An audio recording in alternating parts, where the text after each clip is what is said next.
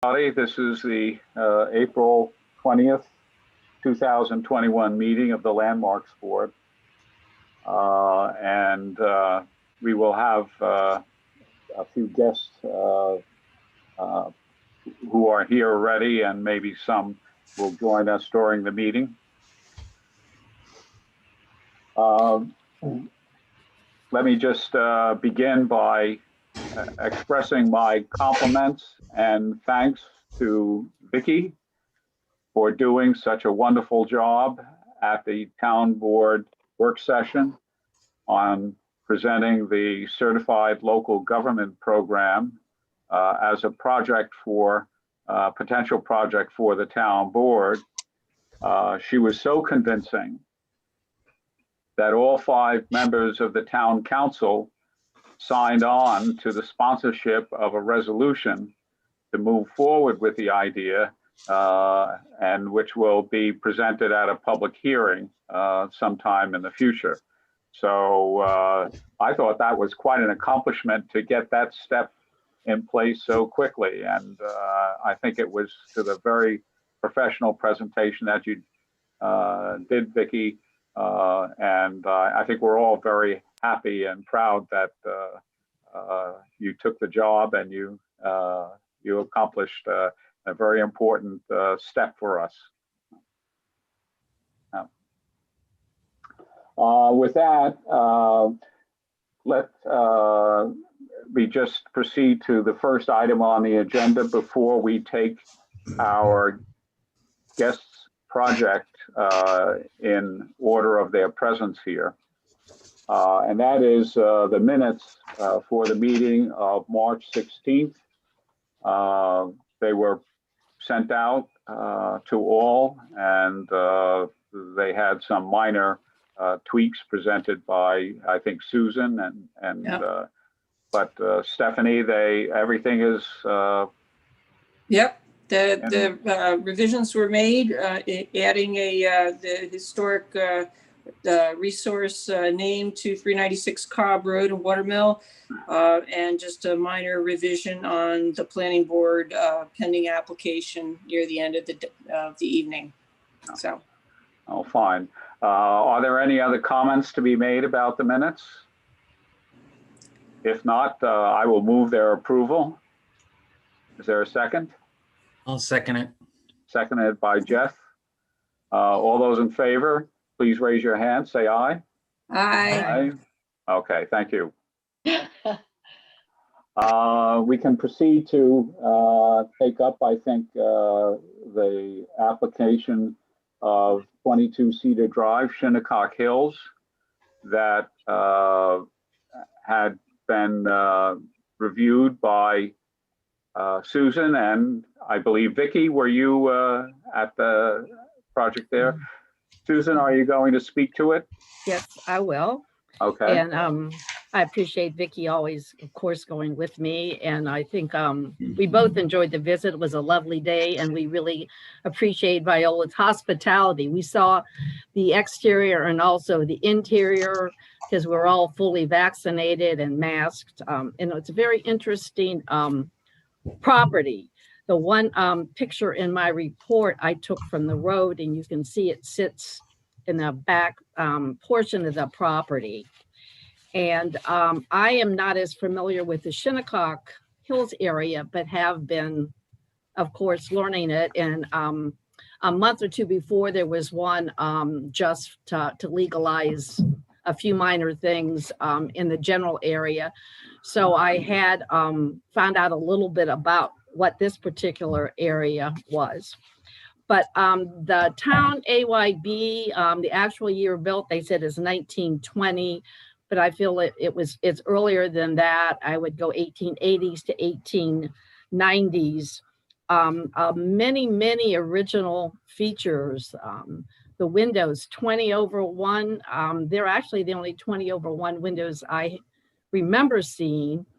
They're 20/1 on the first floor, 6/1 on the second floor. And the interesting thing was in the bay window, which faces the road, there's 20/1 in the middle, and this I think there were the 6/6 on each side.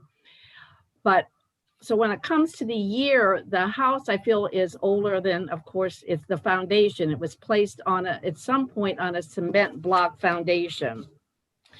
And that's when it becomes difficult, even looking at the maps, to determine exactly when that might be. But my guess is that this house originally was on the large estate that was in this area. There were 25 acres and it belonged to Hallett Alsop Burrow and his wife, Anna Corbin Burrow. And Anna Corbin was the daughter of the Austin Corbin, who was developing the area, and the Long Island Railroad, bringing it out. And they owned a number of parcels in the area. And as part of her father's will, around the time she was getting married in 1896, he gave her $60,000 specifically to build a house for herself. It was not this house, but there were 6 structures shown on the property in 1902 and 1916. My guess that this was one of them, but I can't prove that. But it may have been moved. It may have been moved to the property. It shows up on the 1938 map. It may have been moved to the property after they took over, after they built this large estate house. You can see the postcard right there. That was called the Downs. That was one of the 2 large houses on the property. The other one is referred to in the cottage list as Moonglade, and I assume that's the other one closer to the water.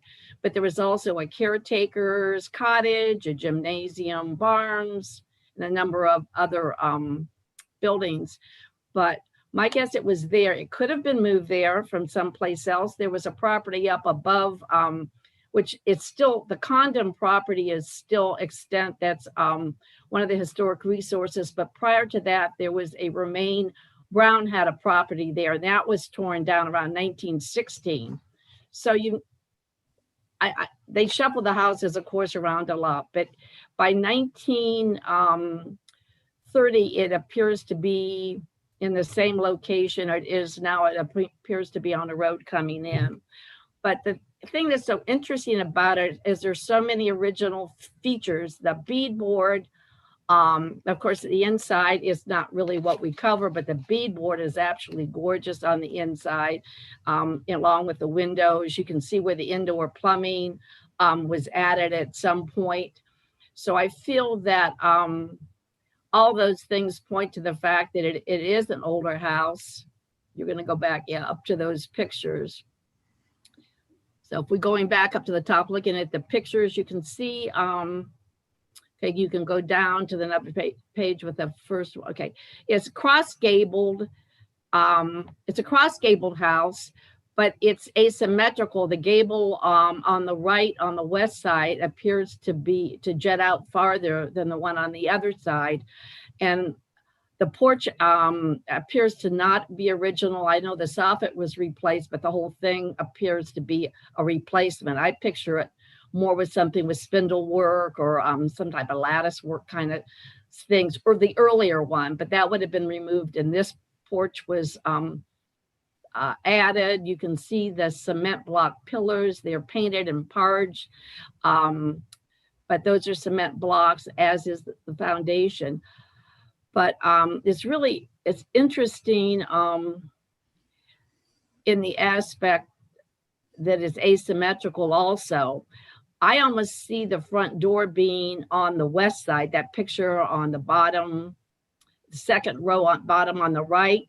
However, the staircase is over on the west side, so that near where the front door now is now. You can see on the center, okay, on the top far right, and it's hard, and I didn't go back and get, I mean, I didn't think you can see the entrance.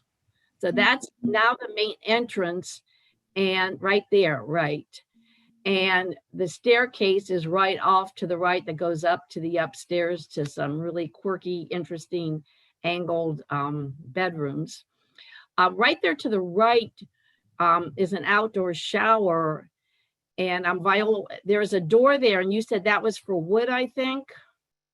Is that, I'm not sure if she's, but there's something back Yeah, behind. we thought it was for wood storage, maybe, because it opens from the exterior, and then you can also access it from the interior. It's really pretty interesting. There never appeared to be any, it's a seasonal cottage. So it would be heated by chimneys, or if there were, extra little heaters put around. I didn't see any of those, but it was never heated with a furnace, to my knowledge. So I guess the wood would have been important, but you can see the front door. So it's just interesting. And the shingles may very well, they've been painted a number of times, be original, but there's shingles on the top half, and then there's the horizontal boards down below. But if you look down at the other, at the bottom right, that would be a side door. It almost has the appearance, it would be a 3-bay, could have been a front door, but it's still we have a wood door there. She has a wood door and a wood screen. So that part's really all interesting. Since I can't really prove the provenance of who owned it, it's the architecture that is one of the more interesting aspects, along with the fact that it's on a property with an interesting history.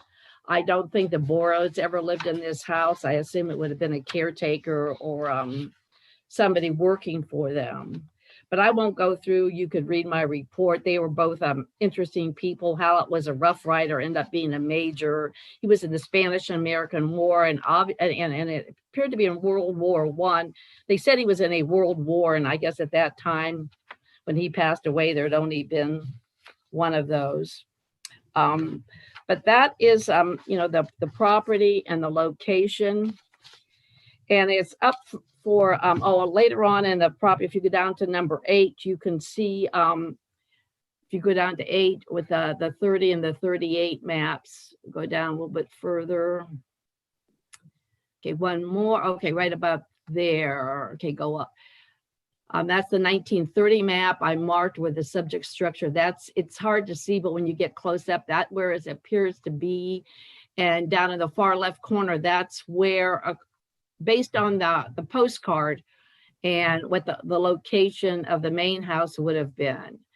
And I compared it to the 1930 aerial that the town provides. So it helps because they put the property line grids. Down below, she died. Annie died in 19. He died in 21. She died in 30, and her brother Austin Jr. was the executor, and he put it up for sale. If you go down just a little farther to the bottom of that page, but there were several advertisements in 1933 that the premises was for sale. That's where it mentions that they had 3 furnished dwellings, garage, barn, gymnasium, etc. And the next article mentions that it was rumored that all of the structures were to be demolished.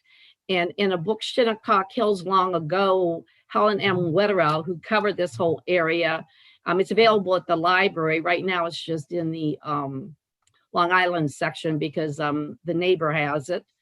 But Wetterell may have based her conclusion that they were demolished just based on reading that, because that was a short little paragraph in her book stated those things.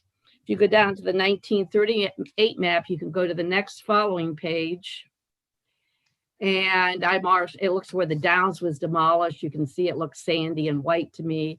I marked the Atterbury estate, the subject structure, also several of the extant historic resources, the Condon estate up above Montauk Highway and Algoma, the Swain House below it, and then there's one closer to the water. His sister's was demolished. But after that, it didn't say, it said it was a client of Fred Dugan bought it, but it didn't name him. But by 1951, it was owned by Arthur Wesley Tunnell.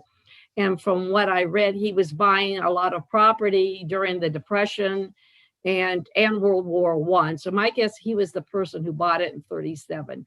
But he has an interesting history. He was born and raised in East Quogue, and he went to New York City and studied Spanish and had a few jobs. And he landed a job with a steamship company that sent him to Peru and Bolivia. He married a local woman, Ethel Louise Wood, in 1913, and they lived in Havana. They lived in Cuba. Later on, he was selling chemicals for the sugar business. And after it crashed, they all moved back to Southampton, lived on Hill Street, and he continued as a developer.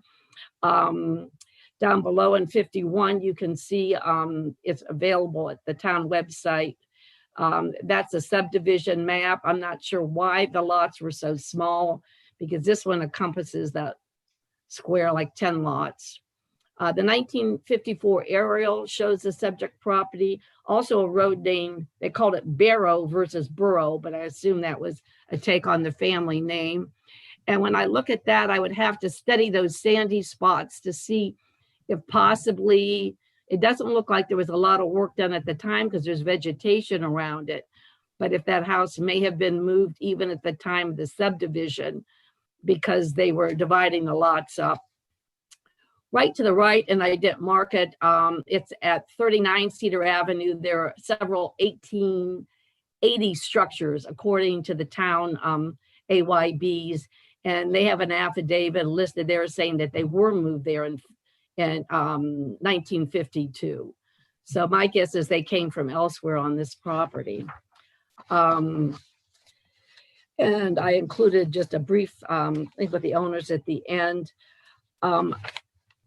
Just due to the wonderful architectural features and related some to the history with the early subdivision, this gentleman who subdivided the properties actually provided long-term mortgages, low interest rates. He wanted everybody to have home. They said he was a man of a people, and he was really a positive person in development.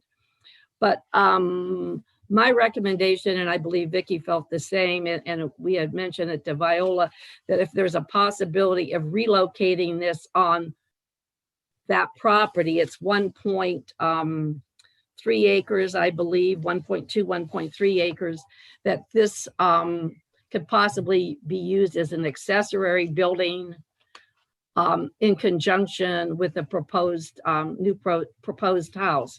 From what I'm understanding, you might be able to put it in that grassy area where it said lawn without getting a variance.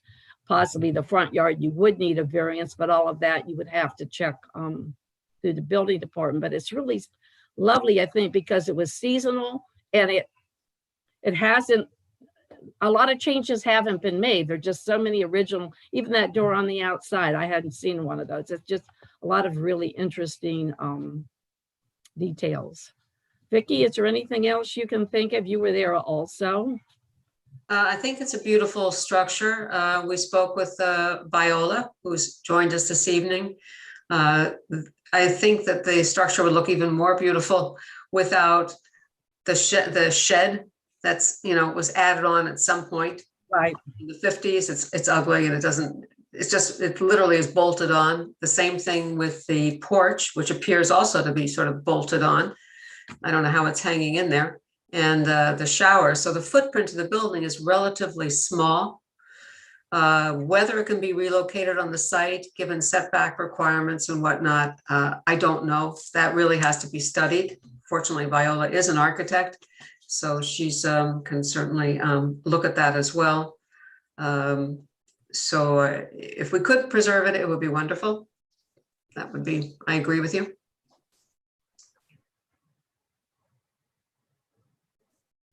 So, based on that, my recommendation is that we object to the demolition based on all the positive things that we just said about the house and how much of the original fabric's still intact, and recommend that it be adaptively reused on the property if at all possible. And, particularly, it could be one of two ways. You could go to, do the foundation and make it more of a year-round studio, because it would be accessory, something, possibly with seating and sanitary, or it could be maintained as like a studio, just a summer seasonal type thing, which would actually be nice because you could retain so much more of the original that way.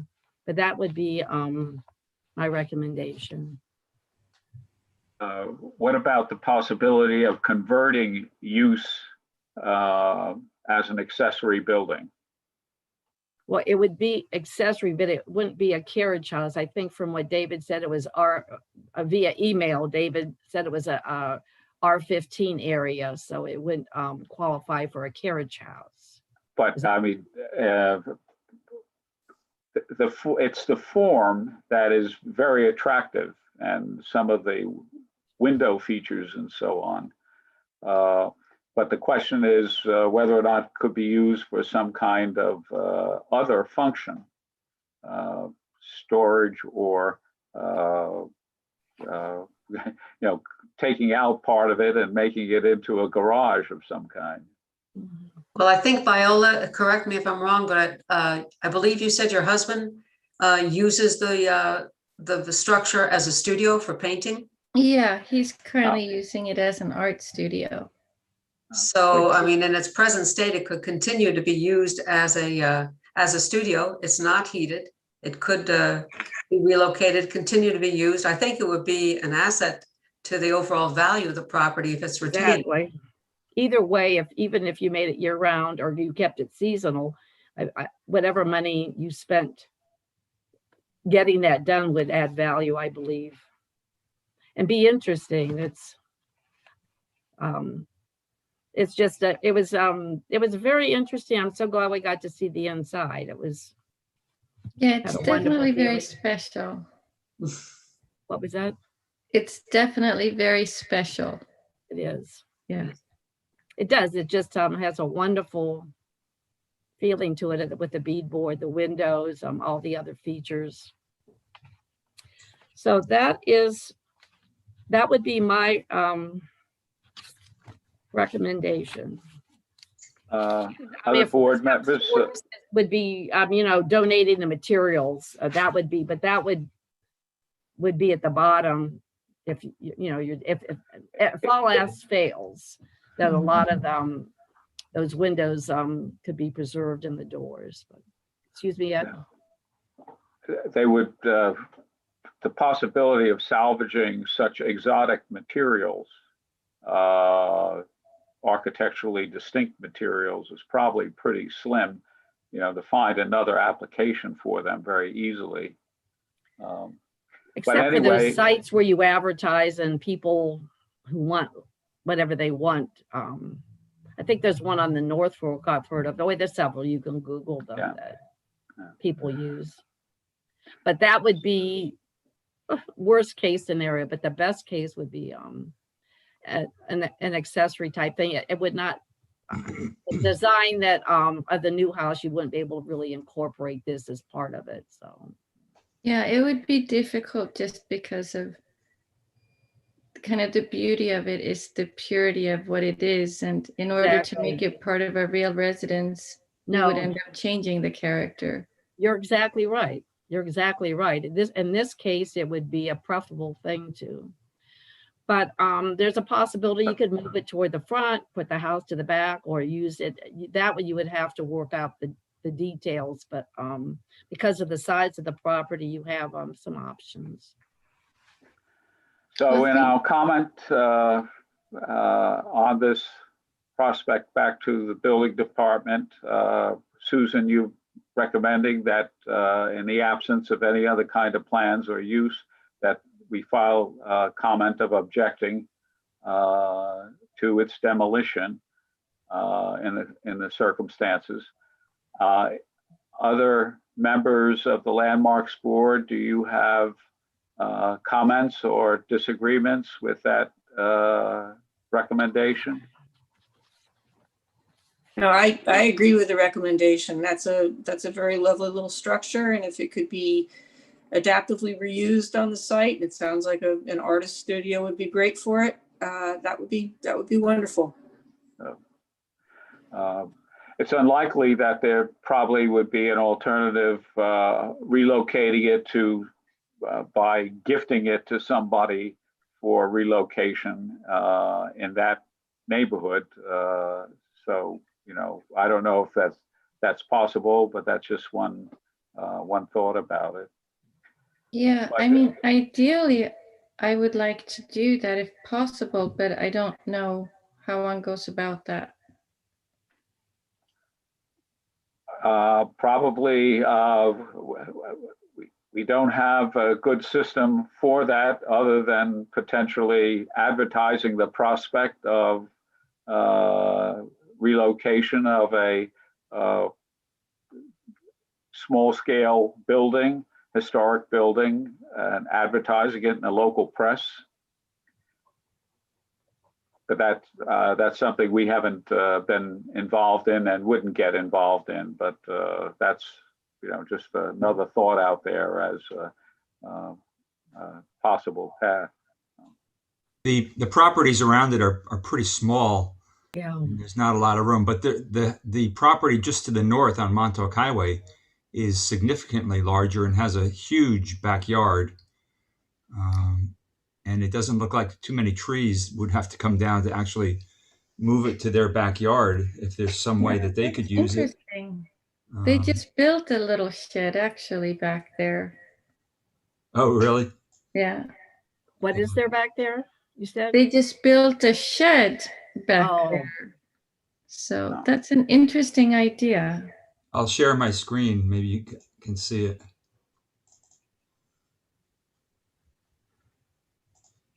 You see my screen? Yes.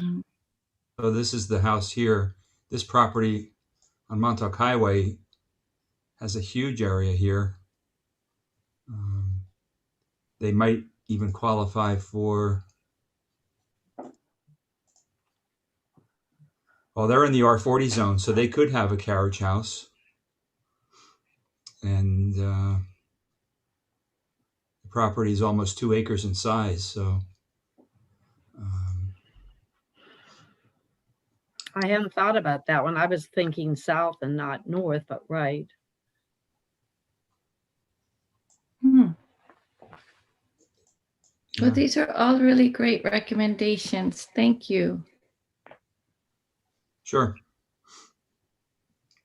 How do I unshare? Oops. At the top of. Stop share. There we go. Okay. Yep. So. Well, okay. We'll respond to the building department, and the project is in your hand. Well, so you know, all we can say is good luck finding an option.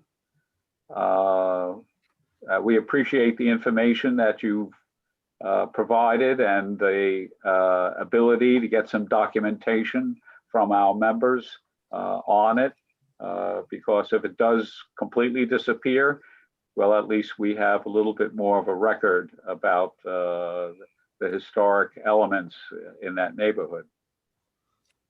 Thank you. So thank you very much. Thank you all. Right. Thanks. Thank you. Bye. Susan, will you write the response up with some of the hints about pathways that might be out there?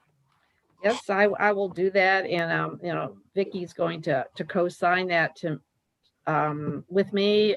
She and Viola had a chance to talk while I was photographing. So they sort of built up a rapport with some mutual interests of theirs, architecture. Yes, So we'll co-sign together. Okay, very good. Vicky to see before I pass it on. Thank you. okay. Susan, okay. We have another guest, Lauren. Unmute.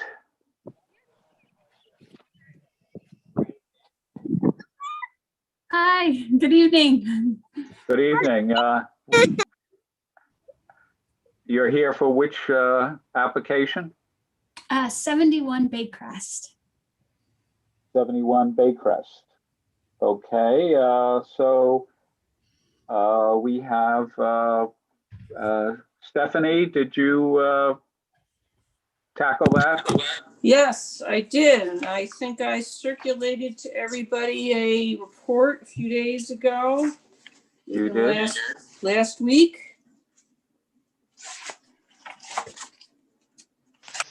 Just pull it up. Yeah. Lauren just joined. This is Lauren, my husband. I'm Noelle. Hi. Uh-huh, Nice to see okay. you. Good evening. Good evening.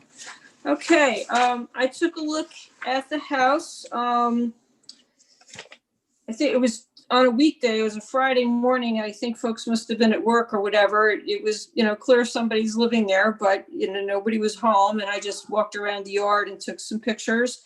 And I did some research about the history of the house. This was a Culver House. I don't know if everybody's familiar with Culver Town, but there was a Culver who settled in the area in, let's see, where's that general Culver information?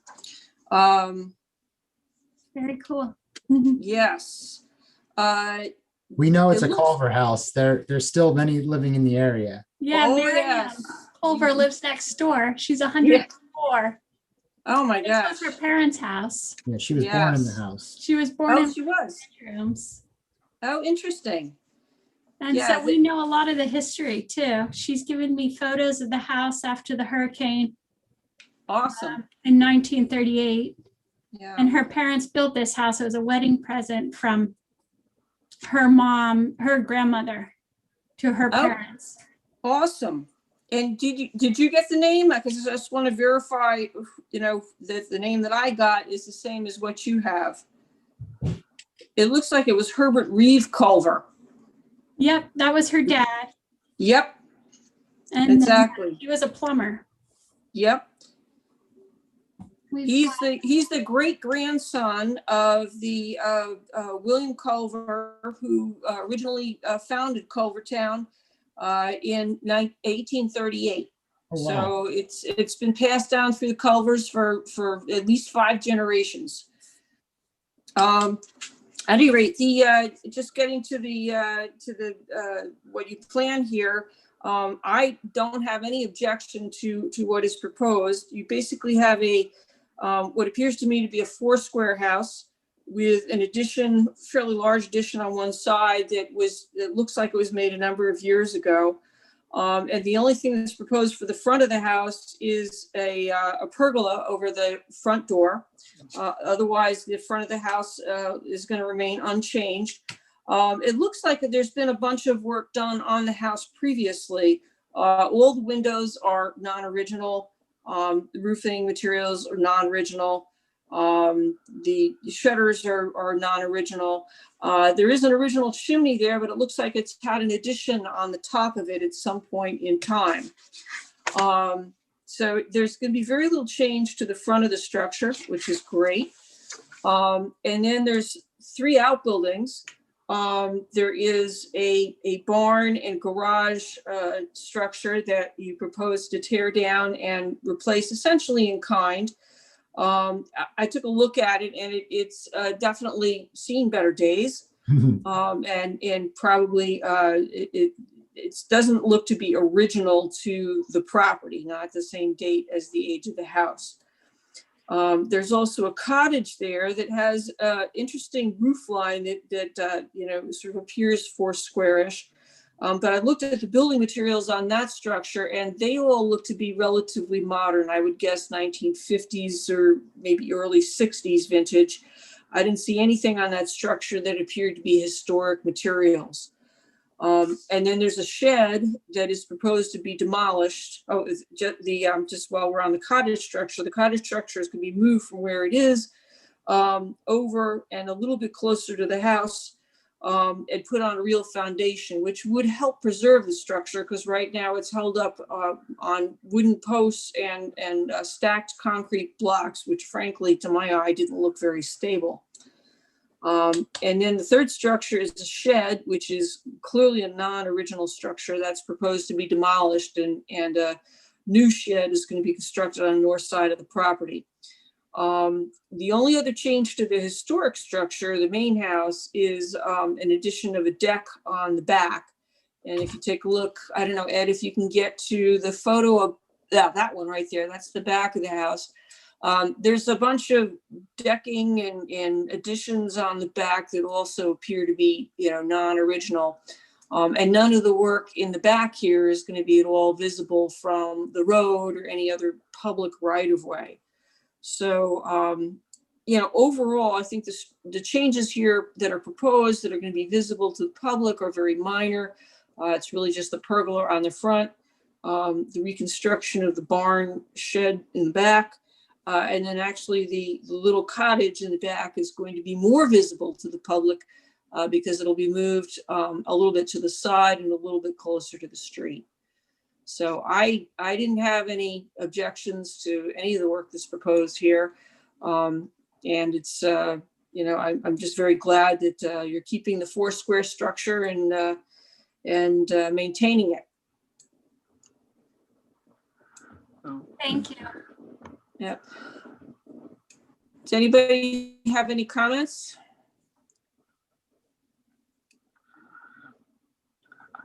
I don't hear any. And if there are none,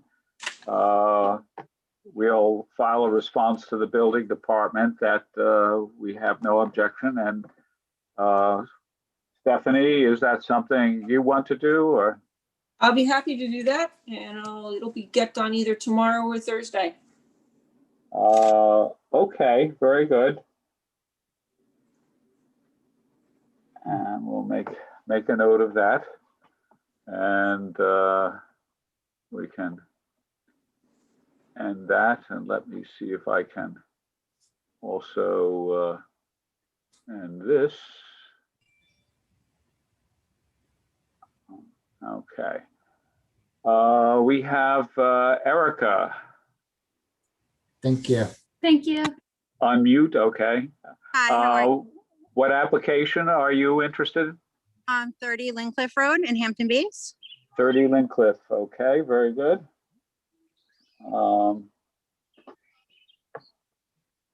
Just make notes here. I did provide some information to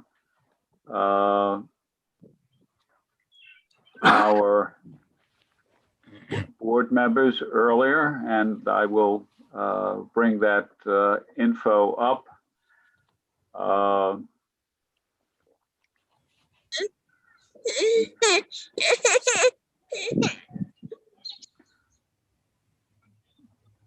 That's not my microphone. No, it's mine. I apologize. Okay. All right, so if I can manage to get this up completely here.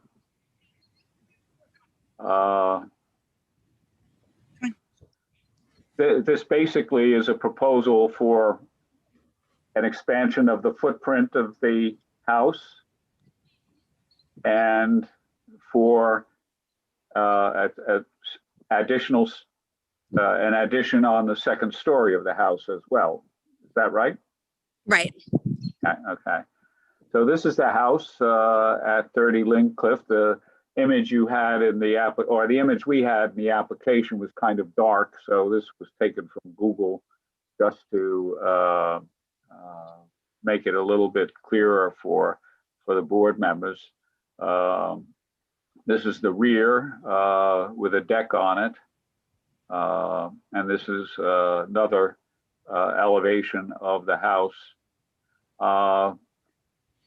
The assessor's AYB of 1938, I looked on the 1938 aerial. I could not locate any structures along Lincliffe on the 1938 aerial. The aerials are not always perfectly accurate for viewing because of issues of perspective and resolution, but it did not appear to me that this house was there in 1938. So, you know, that it's not an important question, but just something we wanted to know for data. There had been earlier additions, one done in 1970, I believe, to the front of the house, and then this second story was added in 1997. This house we had a prior look at in 2018 for the question of a fence and the rear deck that was being legalized at the time on the building itself, and we did not object to it at that time. And the house is not present in any historical survey that has previously been done. So I have no objection to what is being proposed for this building, and I welcome any comments from my colleague board members here if they have an opinion or a comment otherwise.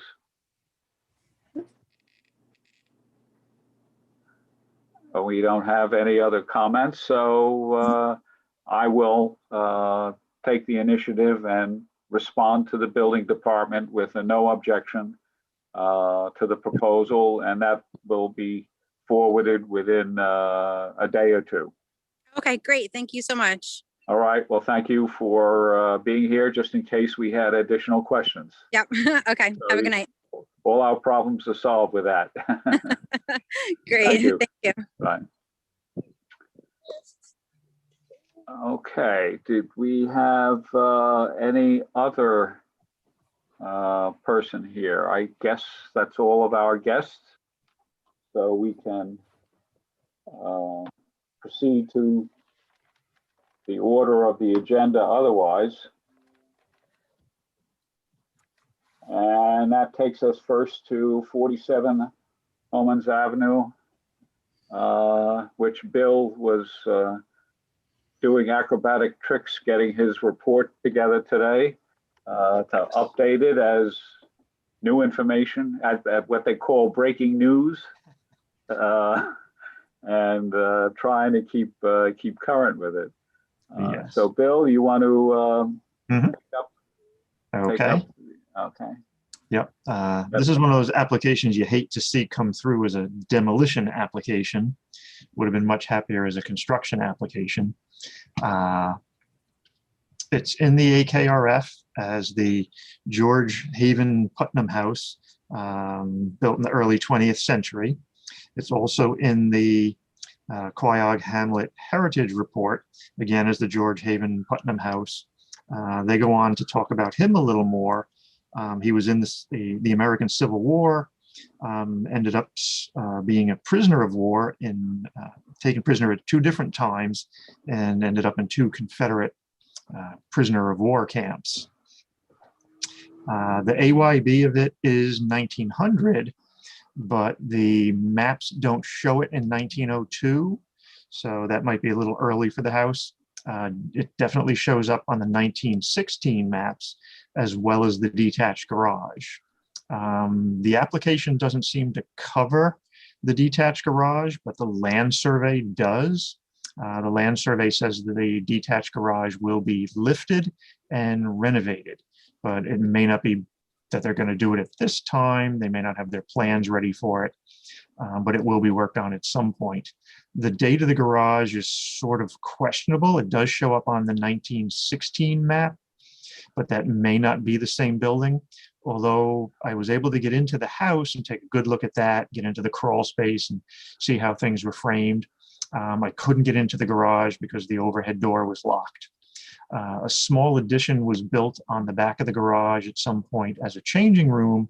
I could get into that. That definitely appeared newer, The AYB for the garage is 1950, but I have a feeling that it's actually earlier than that.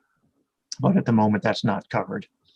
The house has a gambrel style series of roofs and sort of reverses on the roof. It's a substantial house. They didn't originally submit an engineer's report with their application. We requested it. They did submit it. They did note the typical sort of things. The house doesn't meet FEMA. It doesn't meet the energy code. It needs a lot of work, that sort of thing. But I think, you know, if you took the time and the effort to make the additions that they want for a larger house, you could take this portion and lift it, level up the floors, redo the interiors, bring everything up to code as far as insulation, windows, electrical, plumbing, things like that. So I think up until recently it was lived in, and you know, it's the kind of house that a good coat of paint and some little touch-ups here and there, it definitely looks livable. So I was disappointed to see that they were going to demolish it. The main part of the house is the western end, and definitely when you get into the crawl space and you start to look at the framing, an early 1900s date seems to be correct. The east end of the house is a large two-story addition with sort of the largest gambrel on it. That was built in 2009, and getting underneath it again at the crawl space, the framing did look like 2009. The interesting part is that it's all on a poured concrete foundation, and the addition in the house, the foundation looks like it was all done at the same time. So it looks like the original house was lifted and put on the foundation when the addition was done in 2009. So yes, this is the addition. Correct. Yep. When I originally looked at it, because it looks so much like the other portions of the house, I thought it was all one house. And until I started to study it, look at the earlier map, you can tell by the size and shape of it and some of the surveys from the pre-existing CO and things like that, this addition wasn't there. So it definitely came later. But whoever did it did a very thoughtful design of it to make it really match the rest of the house very well. I think except for the oval window here and a strange roof line on the other side, they did a really nice job of making it match. The windows on the first floor of the existing part of the house are bifold windows, which was sort of interesting. Single, yep, there's one. Each of those is a bifold, and they will move completely to the side, so that opening is completely open. I didn't see any way of putting a screen in it, so I guess they weren't worried about the bugs, just they wanted to open it up as big as possible and let the summer breezes go through. So, yep, as Ed mentioned before, I did submit the report earlier this morning, and then thanks to Stephanie, Ed, and David, got a whole bunch of information on George Putnam, the original owner of the house, as well as his first wife and his second wife, and then his kids and such. He seemed like an interesting fellow. He was an editor or a publisher and a writer, wrote about his time in the Civil War and as a prisoner of war, did a series of other books and things that were all listed. The condition of the house really, there was nothing in the engineer's report or anything that I found that really made it seem that, it should be knocked down due to the size of it. I really thought that that they could do additions, get larger, grander spaces if that's what they needed, additional bedrooms and bathrooms, but really hate to see it get knocked down. I've got a question, Bill. Mm-hmm. If they took the newer portion off, yeah, it's a 1.93 acre property, I think, would be a possibility to use the original part for a carriage house, accessory guest house. I don't see why not. It'd be easy to landmark that portion of it and again, rescue it and use it on the property. They are taking down the tennis court, which is to the east of the house, which is really opening up a large part of the property because this house is shifted way off to the west side of the property. So as they expand it, they are moving to the east. And yep, there you go. Once you realize if you take that tennis court out of there, they've got a lot of room. If the addition were going on the house, that could be a carriage house, and a very substantial house could still be built just to the east of it.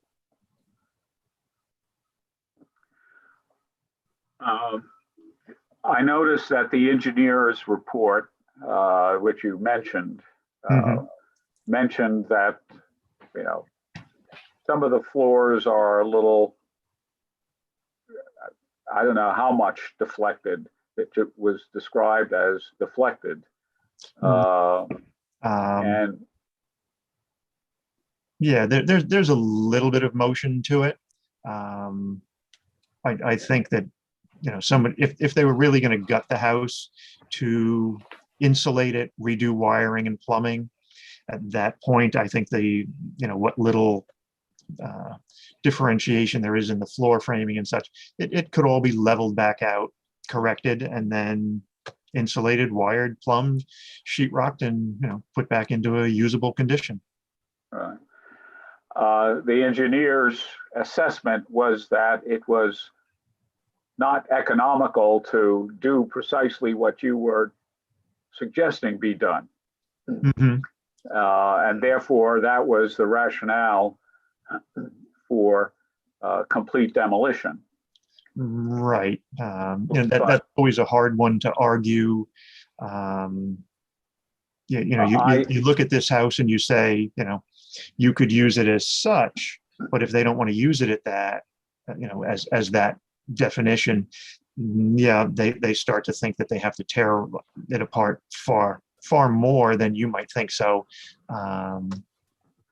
but the price paid for this property does not suggest that economics is a real concern for rehabilitation of this house.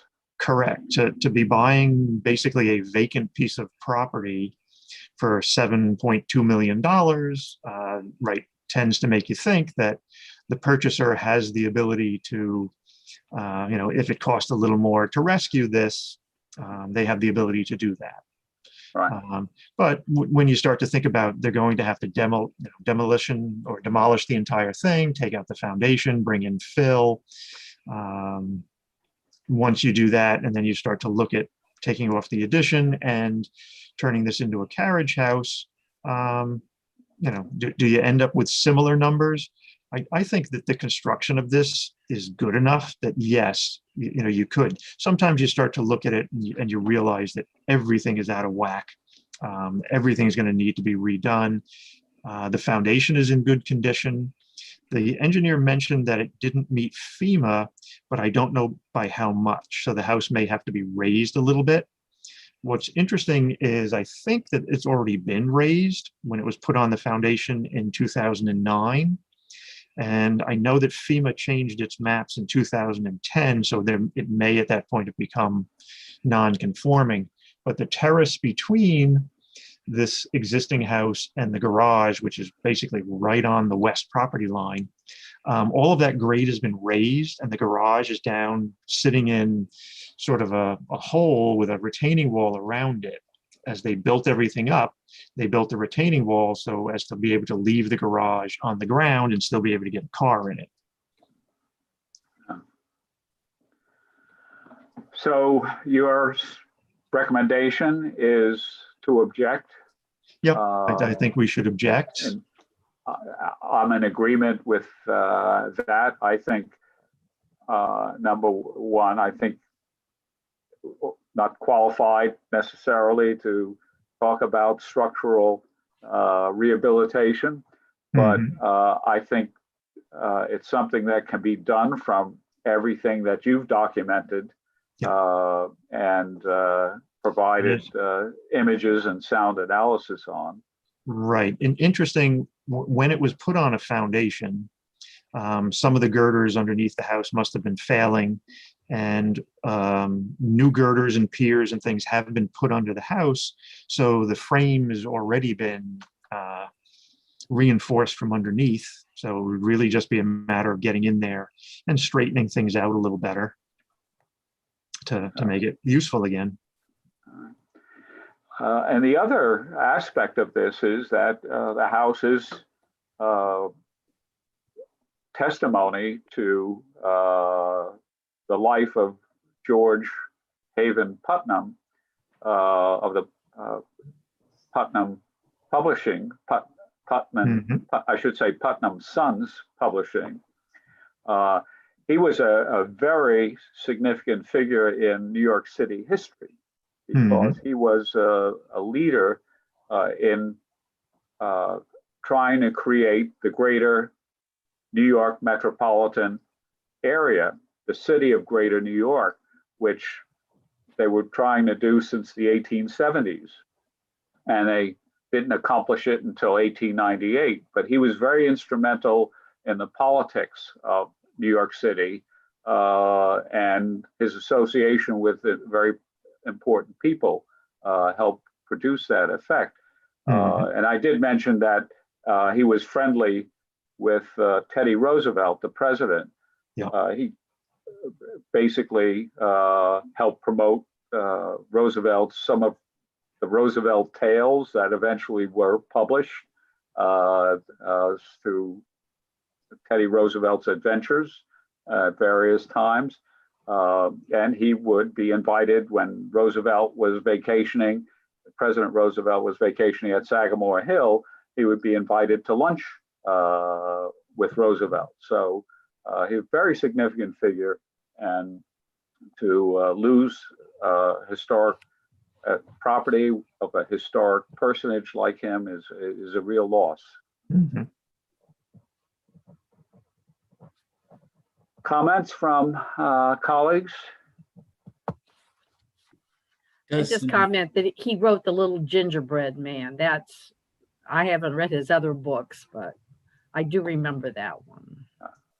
Seems like a shame to lose that piece of architecture.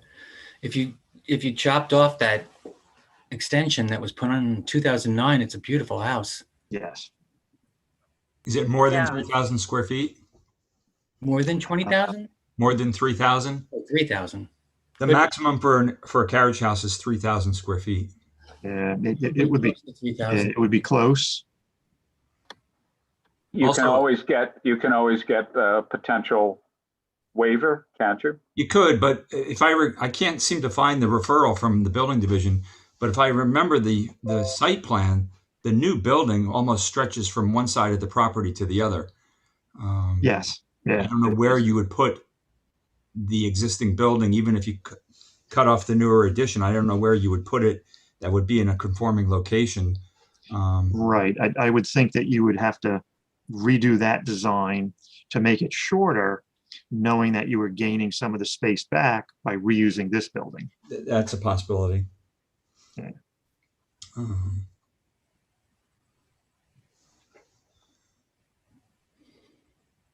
Yes. Yeah. Mega house. If you go back to the previous page, Ed, I think it will show the. Yep, there you go. Yeah. The building almost runs from property line to property line. It almost looks like an electrical circuit diagram. Exactly, a schematic. Oh, okay. Maybe that's not the site plan then. There's maybe a better. No, it is. It's just there's so many lines on it. So much stuff on it. It's just like, it's really hard. Like I look at surveys all the time, and this one is really hard to read. Yes. Yeah, it goes from about here. The line of the building is here. Yes. Dark. Yeah. So it's sort of weird because they're also building a detached garage between the house and Holmen's Avenue.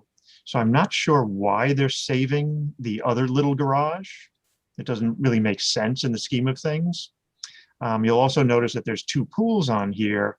Although their application said they were keeping the pool, this survey shows it being removed and another one being created. So there seems to be some inconsistencies between the survey and the application.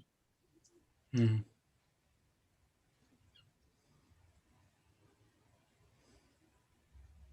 But yeah, it's a Wow. yeah. If you haven't already, it's very interesting to Google this individual. Hmm. Well, it's not the individual, it's the loss of historic. Well, just to point out that this person could build just about anything they want. Yeah, no. Right. Why I gather that the purchase price indicated something of that nature. Yeah. I thought that was quite low, actually. Sounds like a bargain. Oh. You've been reading the Southampton press too much. Okay, Bill, are you going to write a vigorous objection? Yes. Okay. So we'll leave it at that and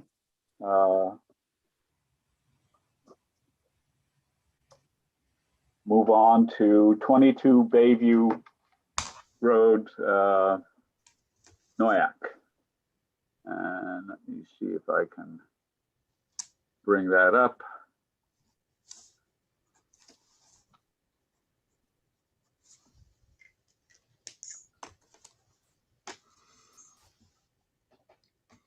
And this is a very small property.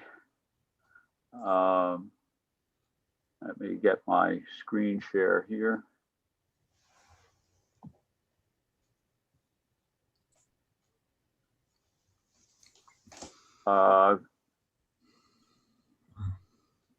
This has been a remodeled cottage.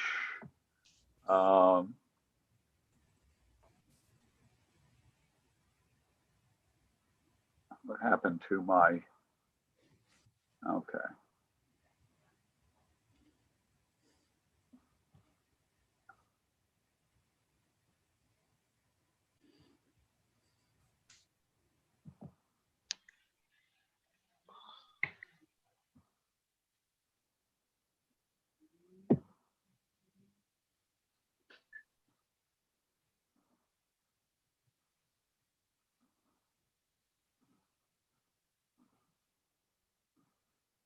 This is the property here.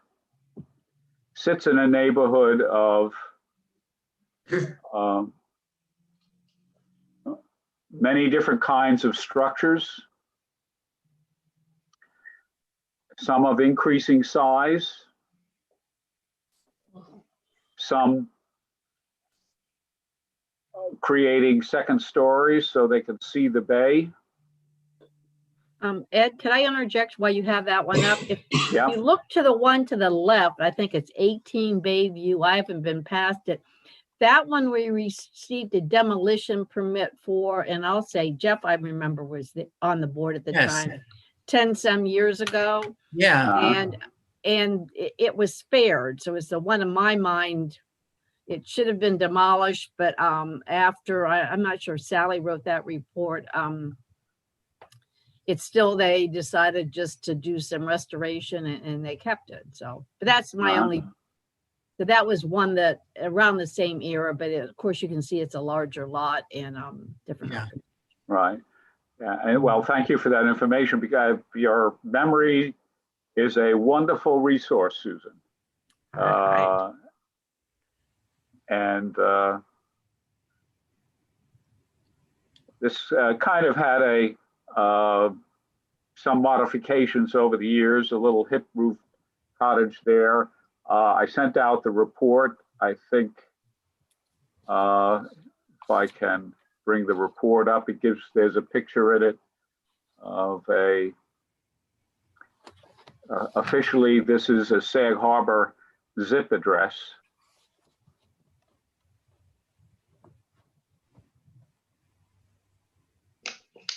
And let's see if I now get my screen share here.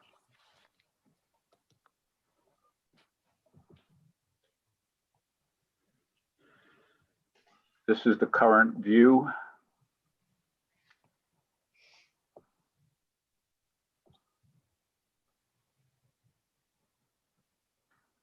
This appeared to have some little modernization done recently. There's actually been some construction going on in the back for, I believe, a swimming pool already.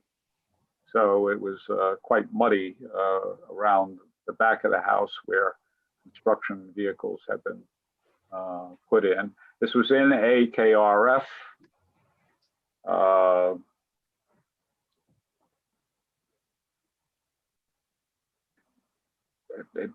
It certainly had some historic character of cottage construction, seasonal cottage construction. This is once the site of one of the largest chicken farms on Long Island. I mean, duck farms on Long Island, rivaling the Halleck farm in Spionk. This, I believe, this postcard image was taken from a frame of a movie made about the Gray Duck Farm in 1914 for a thing to show the duck from being hatched to being served in a restaurant. That was the nature of the so-called educational film at the time.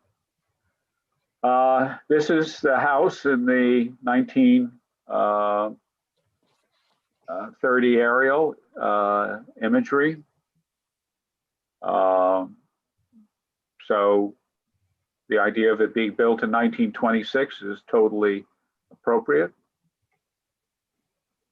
It's an uninsulated carriage. You can see this is the 2014 version of the house, which has, from the 2021 picture that I showed at the beginning, has been, the porch has been enclosed and altered with modern treatments.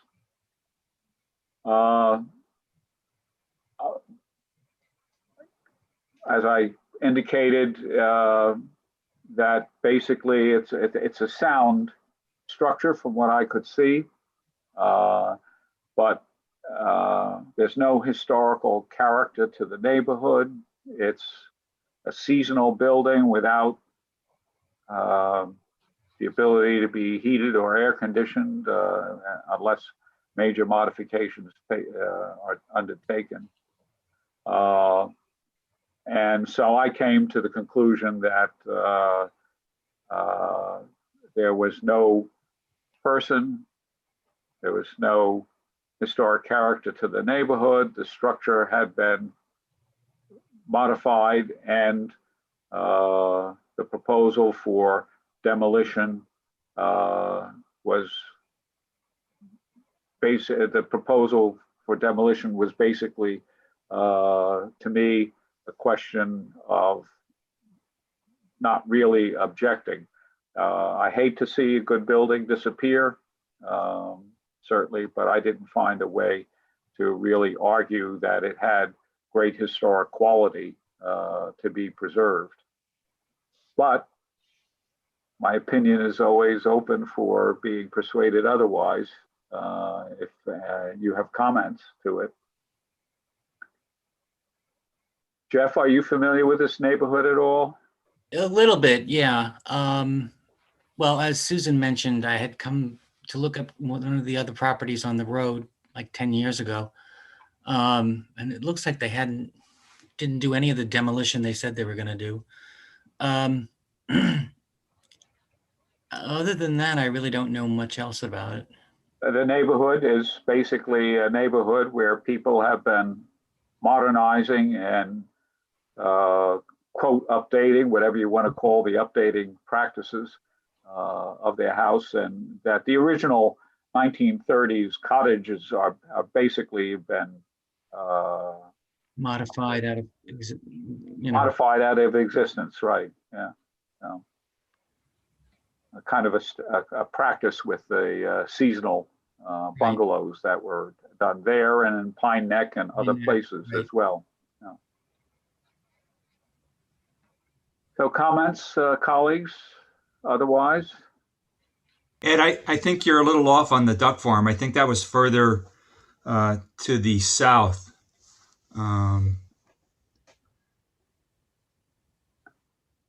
The duck farm Yeah. right here where it says Cove Farm. Yeah, and where is the subdivision? Where is the property at? Right there? here, right there. Yeah, I don't think the duck farm extended to the Gray property. He owned the duck farm. Okay, but if you look on the 30 aerial, the duck buildings are all to the south, and there were already bungalows being built where this property is located. If they were a big duck farm, they would have been in existence in the 30s. Well, yeah, let me also point out that by 1930, that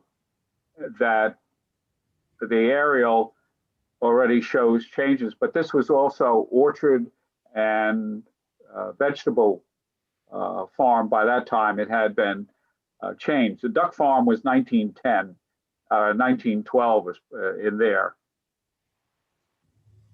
Okay, so Gray was the owner of the duck farm? Gray was the owner of the duck farm. That's correct, right? 35,000 ducks, according to newspaper articles.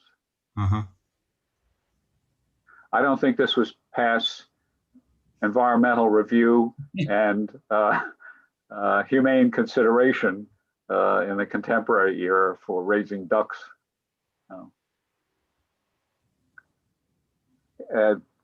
Interesting. I never really came across any information on that when I was researching all the duck farms. Oh. Cool. Thanks. So, okay, I will file a no objection on that.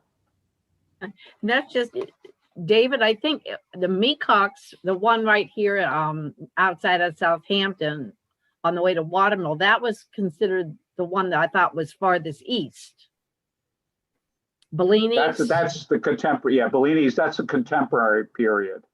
That's 40s and 50s. Right, but it's actually not true though. If there was one, right, a different period, but I didn't realize there was one that far. So that's interesting. Thank you. Yeah, I was aware of that one up there. I didn't know it was as extensive as.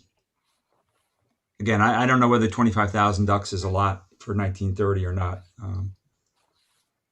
but they apparently didn't stay in business very long. So. Right. Which is interesting. Okay, 26 Mil Road, Noick. Yes. Another demolition.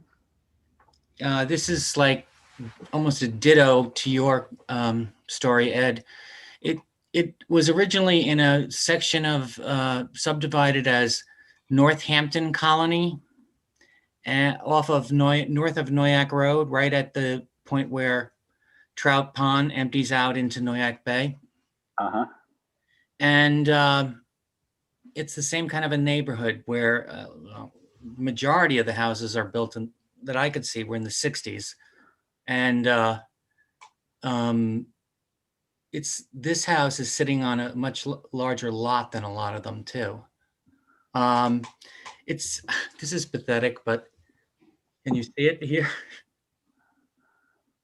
It's my. We can see it. It's good, but anyway, I have maybe I have it here. Yeah, it doesn't have a single original thing on it that I can see. The windows were all like cheap vinyl replacements. It was slathered in aluminum siding. You wouldn't know that this was really an old house if you drove by it. The chimney even looked new. That chimney there on that side. There was an enclosed porch on the back. that you can see where the foundation was originally just posts and then filled in with later with concrete block. They are asking to do another property line to property line house. He doesn't give they don't give a reason why they want to tear it down other than they want a bigger house for their family to live in. No. So do you have an opinion as to the course that they? Yeah, I don't think it's anything that we're major that we need to be worried about. It doesn't look like it has much integrity as an original structure. I looked in some of the windows and you could see like there were one panel doors that maybe were from the 30s, but then a slab door would be right next to it, you know, a flat with no panel at all. So, you know, there were repairs done and changes made on the inside too. No. So I would be happy to write up the non-objection to the demolition. Okay, you have that as your duty. Okay.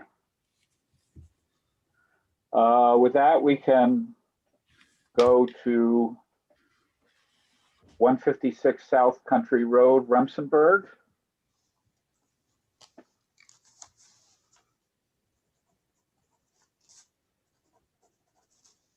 And let me stop share here. Yeah, this is one we passed on review because it's a brand new house. Ah, right, okay. And 271 Millstone Road is one we also passed on. Which Yep.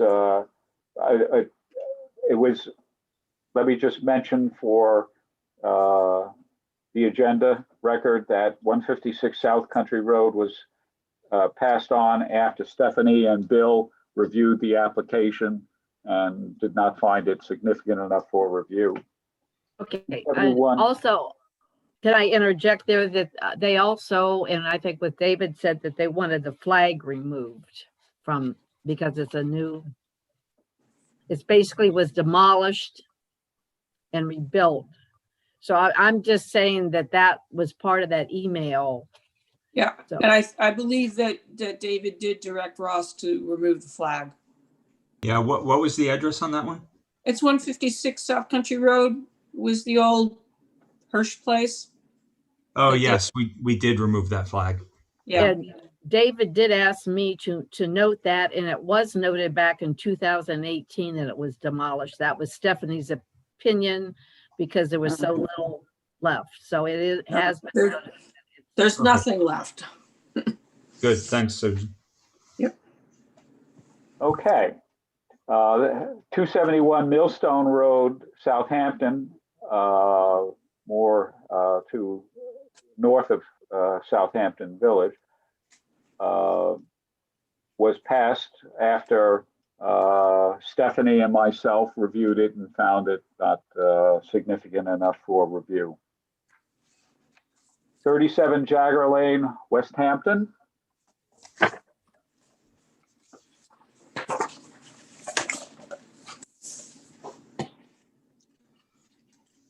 Yep, this is a cute little house. Everybody, I think, in the area recognizes it, probably mostly because it's yellow.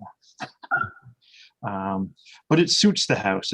It's a cute little house. It's always been, as far as I can remember, very neat and tidy. But it's a very small house.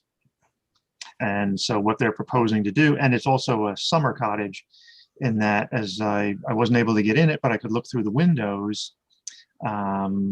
There's no insulation or sheetrock or anything. Everything is just bare framing inside, and you're seeing the inside of the sheathing painted white. So it's a summer cottage, but it's cute.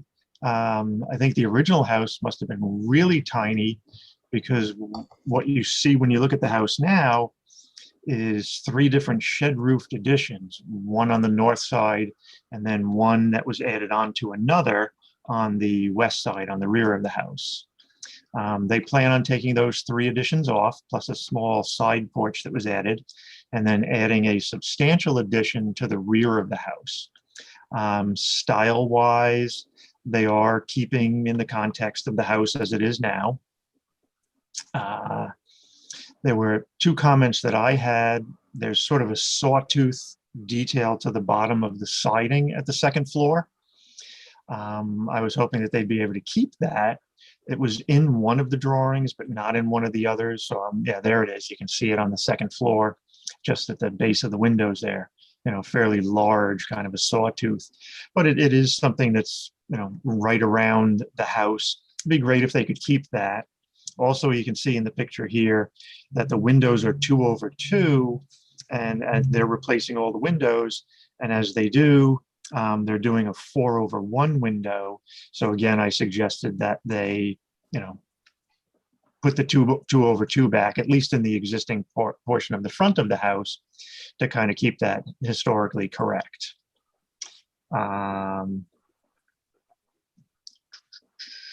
The AYB of the house is 1900. There's also a garage with an AYB of 1900, but no work is scheduled for the garage. They're both in good condition, but as I went around the house, there is no foundation under the house whatsoever as far as block or poured concrete. It's sitting on wooden posts, and then they went around the outside of it with an open lattice. So creatures, cold air, whatever, everything gets right in underneath the house. The front door is sort of an anomaly.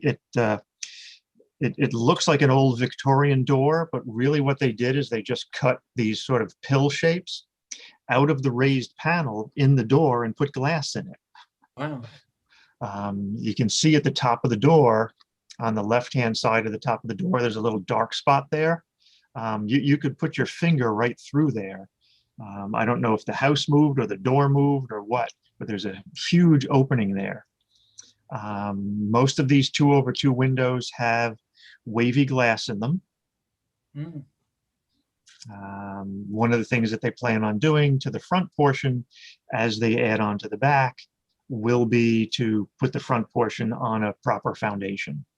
So it's nice that they're keeping it.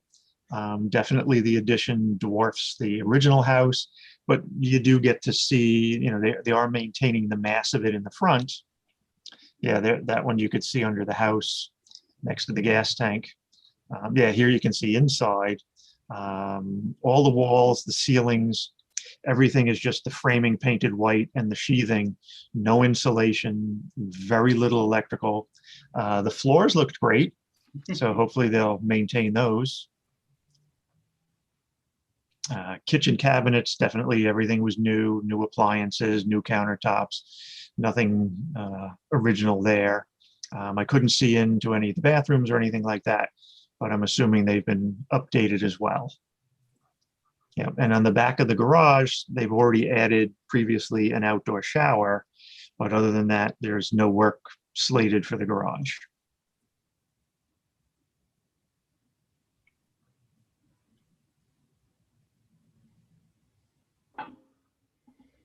Ed, as an architect, I'm not Ed, Bill, as an architect, is there any way that they could eliminate that gable that extends above the front gable that's there now?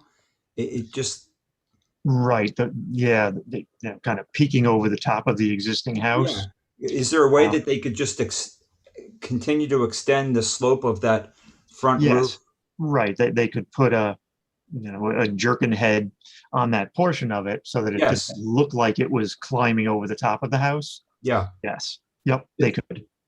There's a picture, if you scroll through the report or through the referral, there's a picture that shows the before and after images. Yes. Yeah, they had some nice 3D images of it. Yep. Let me share my screen. I have it. You got it, Ed? All right. Yeah. Okay. So the house is listed in the AKRF. It's not listed in the historical profiles of Eastport, Spionk, Rumsenberg, and West Hampton. This property and a lot of the surrounding area, and even the name of the road, Jagger, has long been associated with the Jagger family.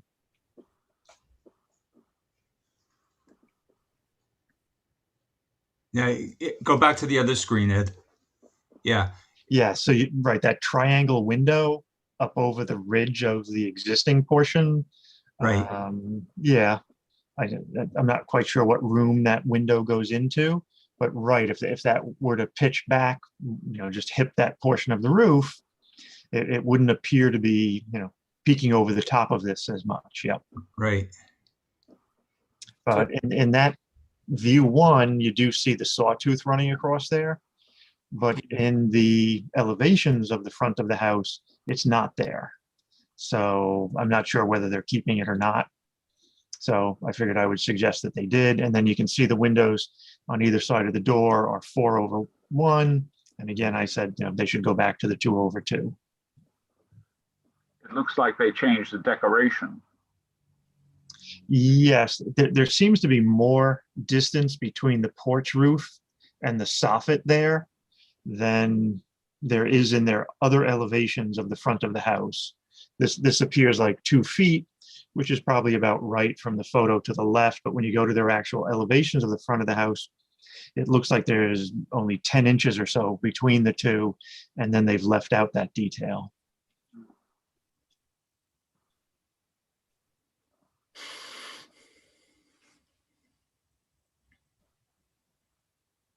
Yeah, it should be the next one. Yeah, and this one. Yeah, yep, no, you had it. Oop. Nope. That one. Okay. Yeah, when you look at the east elevation number 4 on the lower right, you'll notice that the overhang is very close to the porch roof, but I didn't find that they were rebuilding the porch roof, that they would have added a steeper pitch to it or extending the overhangs that would have closed that distance. But the sawtooth detail is missing from that drawing, and it just may be a little inconsistency, and somehow when they measured it and drew it, they didn't quite get it right. But when they did the 3D drawings, it was there. So hopefully it's going to be there. Yeah, those triangle windows are. Yeah, don't really suit it as much, but they are on the sides and the rear. Although, as David pointed out, there is the one that kind of peers over the top on the east elevation. Yes. Personally, I don't think you're even going to recognize the house anymore. It's totally changing it, which is hard to do because it's so small now, and to make it livable year round. Yeah, it's incredibly tiny. Yeah. Yeah, the addition is a little bit out of scale for what's there. Yeah, to look at the south side, you can really see. Right, it just engulfs the original portion of it, but you get torn between. They could have just torn it down. Yeah. At least they tried to save it, but maybe they could have done a better job of adding to it where it would have stood out a little better. Isn't Truscott an architect? I'm not familiar with the name, but could be. I think he is. Yeah. We don't know. Stephanie, do you know? No, I don't know. Oh, this is the Truscotts, the former. Yeah.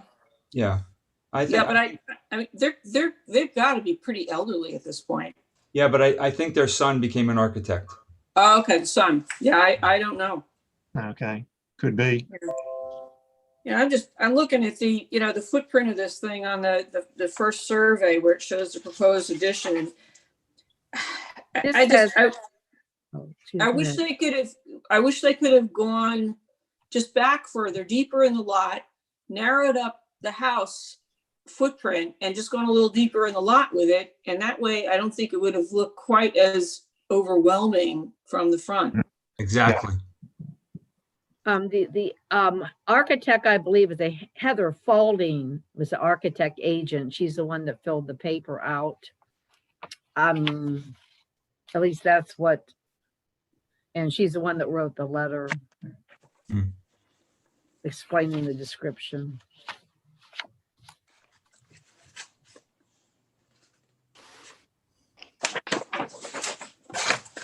So the response of our board is inarticulate. I don't think that the addition is anywhere like near the right scale for what's there. Or if it could be Right. reimagined so that it didn't overwhelm the original Well, volume exactly. quite so much. Yep. Yep. And break it down into, more pieces that are already on the house.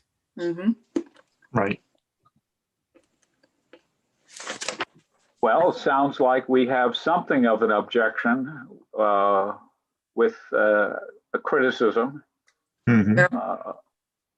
I can see the need for, renovations here because as Bill's pointed out, it's totally a summer house only. And the foundation is clearly in need of some help, such as it is. So I see the need for work here. I think it needs to be done more sensitively. Can we say that to them? Yes, we can. Sure. Okay. I think it's the roof lines that are driving us crazy here. Correct. Yeah. Yeah. Many of them. Yes. Yeah, roof lines, windows, loss of some of the architectural details. Yeah.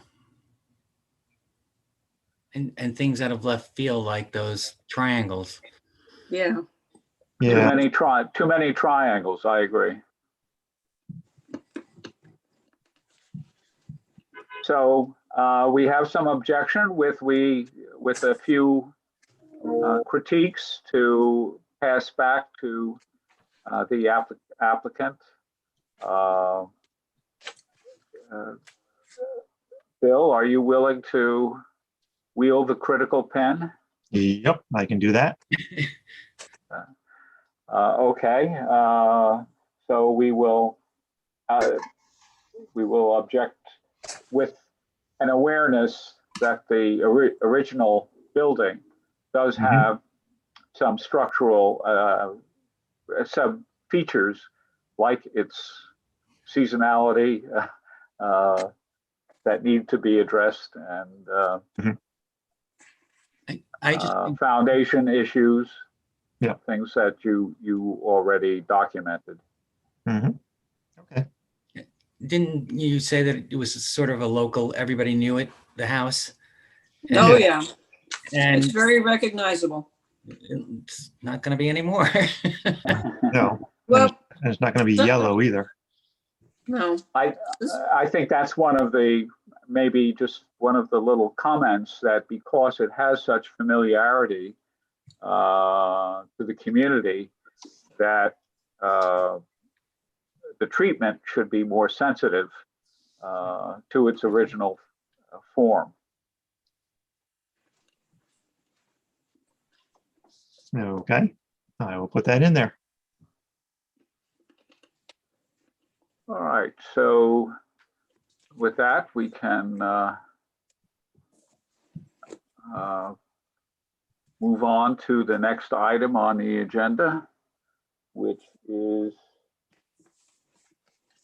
138B, Montauk Highway, West Hampton, a legalization application, which I think, Stephanie, you had something. Yeah, to it's do there. just a very, very short report. And I was toying with the idea of passing on this one because the work has already all been totally done. But it's always a little annoying not to have a chance to document a structure before it's done. And in this case, there was a garage / shed out back that was removed. I couldn't find much in the way of historic information about this. It does look like it was built somewhere around 1900, and most likely for a Dr. Ralph Waldo, which I remember my mother mentioning Dr. Waldo while I was growing up. That was Paul. I'm sorry, what? I think she would have been referring to Paul Waldo, Oh, Paul Waldo. Okay. who Well, was this his is son, this. Oh, the son. Okay. and who delivered me and also John Bouvier. Ah, well, Ralph was also Much, an much to the obstetrician. town's regret. Yeah, well, Ralph Waldo was a surgeon and a consulting gynecologist, apparently of some note in both the city and Southampton. And there were 3 structures on this property, and one of which I think Mr. Bouvier is actually living in. Yes, he is. Yes. Ralph apparently had, doctor's office out here as well. So who knows, maybe it was Bouvier's house. But at any rate, this structure, I was actually in it last year after, I don't know, before or after, at the time it was changing hands. And it was a train wreck at that time. It was chock full of stuff. It was hadn't been maintained in years. It was not clean in any sense of the word. The shed out back was definitely in danger of falling down. My husband actually didn't want me to go in it. It was so bad. So it's probably a blessing that was removed. And the interesting thing is the renovations that were done didn't involve any additions, didn't involve any removal of any part of this house. And the interior is largely, as far as I can tell, the way it was before it was renovated. They've kept it, looks like the siding and the floors and the cabinetry and the fireplaces, the whole mess. They just painted everything white. So, it looks like a nice little cottage. The windows were all, replaced. I think that they were original when I saw them last year, but I can't swear to that. And then they've put these big decks, one on the front and one on the back. Those decks were not there previously. So I don't have any objection to what was done here. Again, I just wish we had a chance to take a look at it before they did it. Stephanie, was this owned by the Plitts?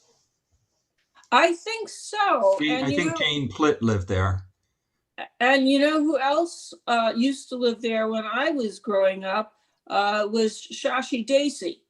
I used to go visit when I was very young. I have no memory of the house, what it looked like inside or anything, but I remember we used to go to my Aunt Shashi's, and this is where she lived. Uh-huh. I think Jane Plitt was a Jagger, maybe. She is, or was, a Jagger. Yeah. Yes, definitely. And Ralph Waldo, by the way, is buried across the way in the Jagger Cemetery together with his wife. Right. So, at any rate, it's there must have been some connection to the Jagger family here that I haven't found yet. But at any rate, I have no objection to the work that was done. And again, just wish we'd had a chance to look at it before it was done. Well, I think we can, is there comments otherwise with respect to Stephanie's recommendation? If not, Stephanie, even though we have no objection, in a comments section on the response, it might be noted that the points that you made about not having the ability to document details prior to the changes is to be regretted. Yes. These responses are being filed in the database of the town with respect to the property records. So just having notes like that as part of the response would give some history and to events for a particular property.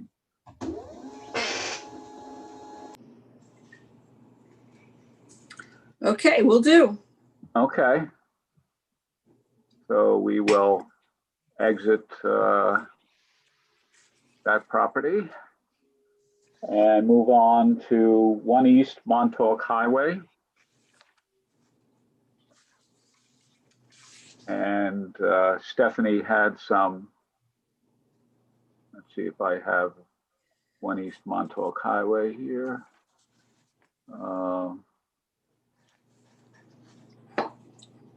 Yep, a construction application. This is for mostly interior renovations of a, let me get the screen share here.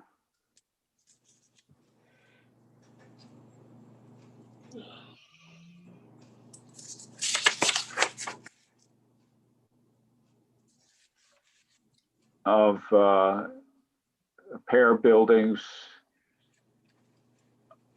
in Hampton Bays, mostly interior work. I'm not sure that this required attention from us. Stephanie, did you have, Yeah, So some- the only reason I thought it required a little bit of attention is they are proposing a sign on the front of this. So there is that one exterior thing, which I don't believe has been done yet. The sign is proposed. They have an image of the sign in here, but, just in trying to figure out, what the age of this building was and why it was flagged for us, because I think the applicant indicated it was constructed in 1953. It actually was constructed in 1906. Right. There's information about it in Barbara Muller's profile, historic profile of Hampton Bays, and that's the information I emailed out to everybody. There's actually a picture of this building taken in 1910 with Mr. Alberti and his boot and shoemaker's shop. And presumably they lived above, I would guess. And if you take a look at that building today, you can see the two double roofs and the little roof joining in the back. And unfortunately, the porch that was on the front with the very interesting details is, of course, long gone, boxed in, and now has, been incorporated into the stores underneath. But I thought it was a little bit interesting to see that the building's actually a lot older than the owner apparently thinks it is. I have no objection to the proposed sign, and obviously the interior work is really not our purview. Oh, okay. Any comments, fellow board members? I just had a question. Is any of this for legalization, for work done, or do we assume the work hasn't been done? Well, I don't believe that the work has been done. In terms of the sign, I understand that the interior work has already been done. Okay. It just depends on how I color it, so that's fine. Thank you. Okay. Okay, Stephanie, do you or shall I file a response on this? I'll be happy to file a response. Okay. Oh.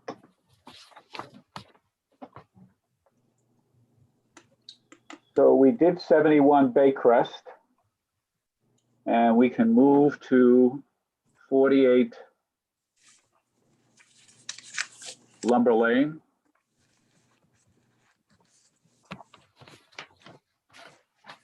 And this is a proposal for construction, addition, alteration of a property that is in AKRF.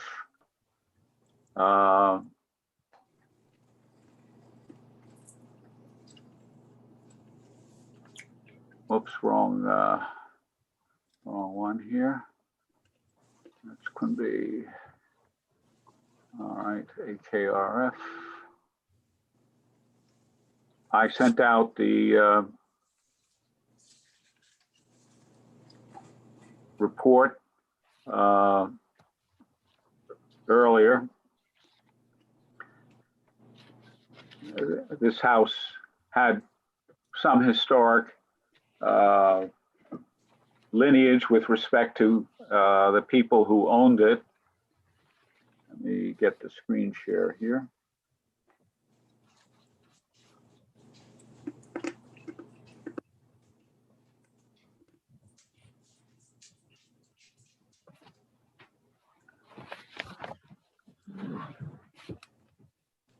So the AYB on the assessor is 1920, which is incorrect.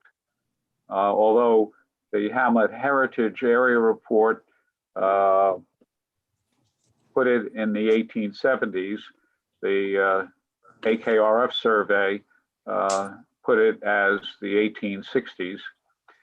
The property basically was associated with the Gray family in Bridgehampton. Just as a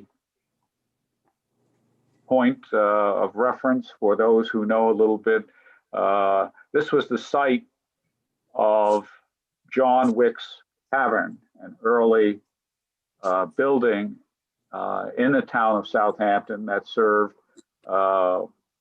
travelers on their way to East Hampton from Southampton and points west before Bridgehampton really existed.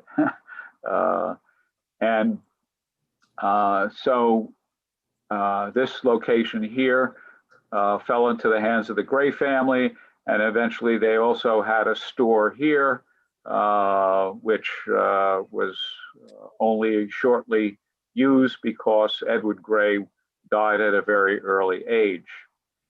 Later on, the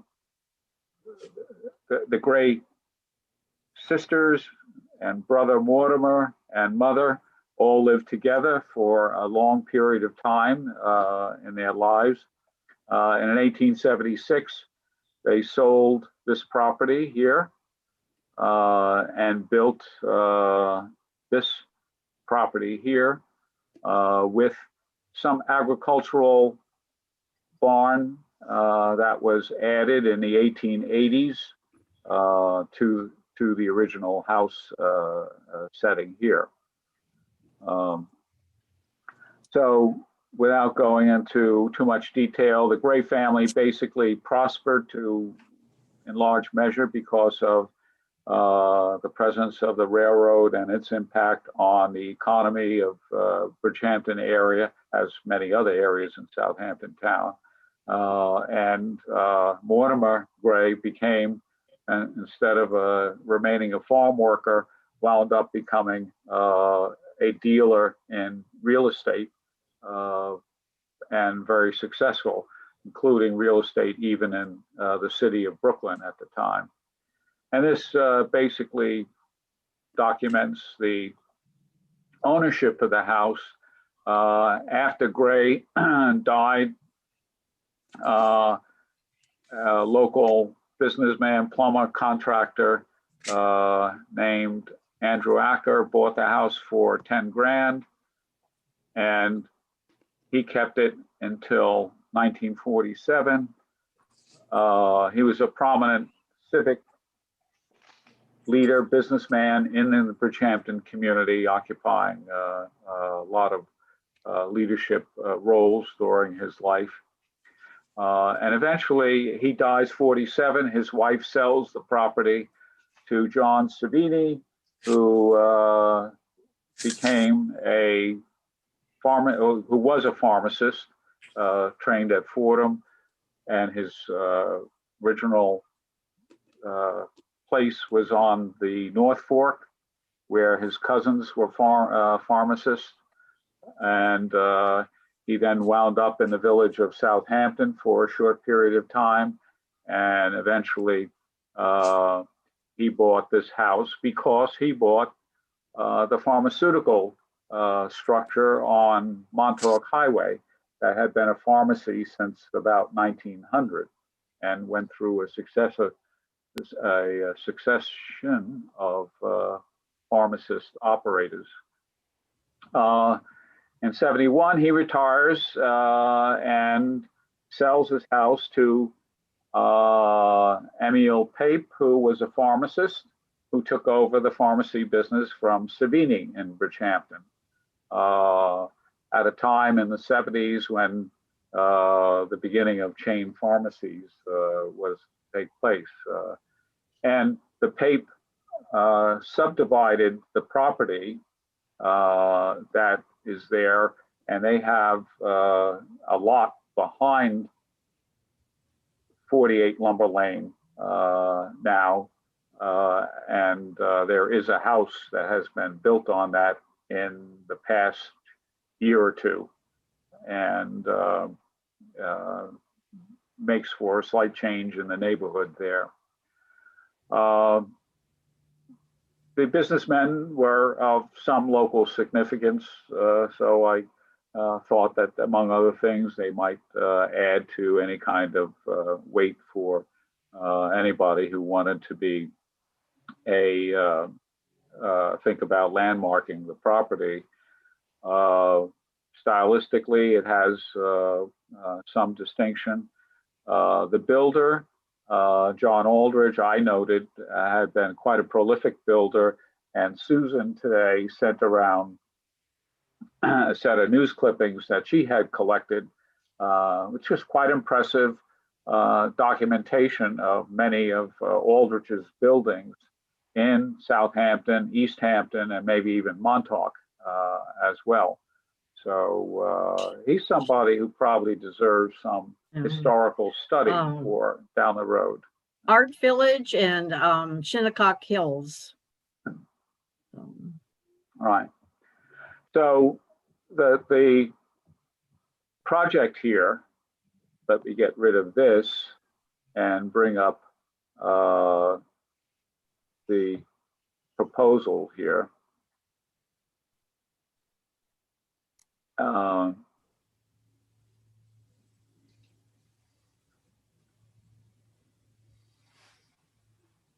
got too many here. Let's see.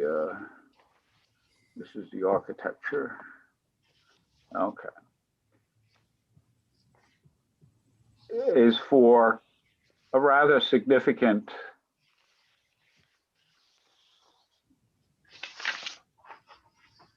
alteration of the building itself.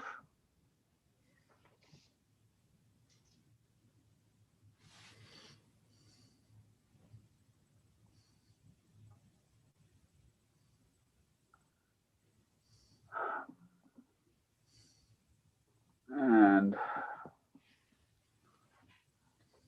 let me get one other thing here, the obliques. So that's what I want to show.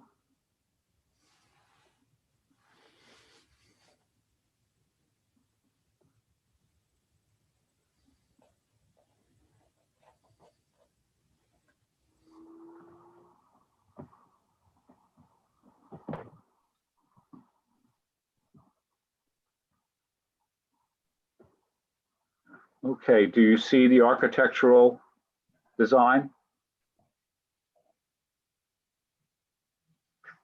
Yes. Those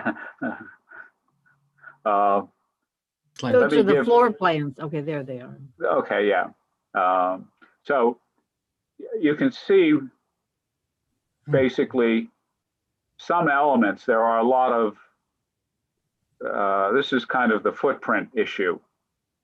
This is the front of the house facing Lumber Lane.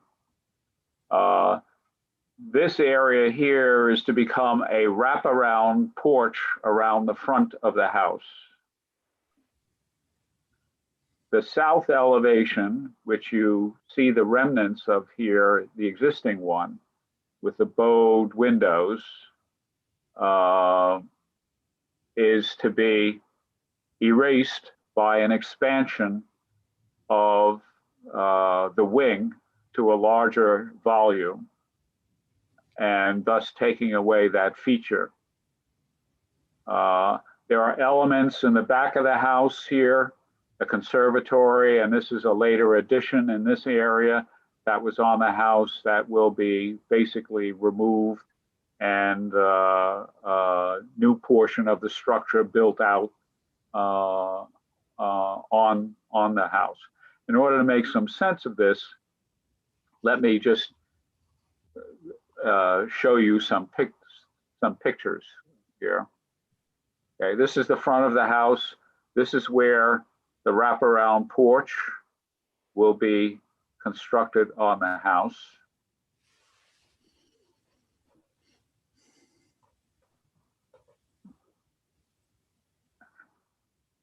This is the rear where there's a glass conservatory of sorts, and this is a later addition.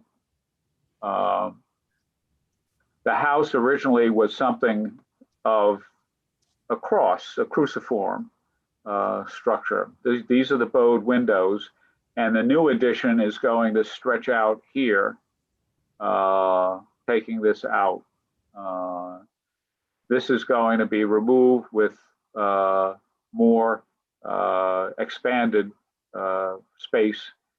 The house has a foundation area under just this portion of the house. The rest is crawl space. So they are expanding the basement area as well as expanding this wing of the house and putting on a different kind of porch. This is more clearly shows the original cruciform dimension of the house that's there.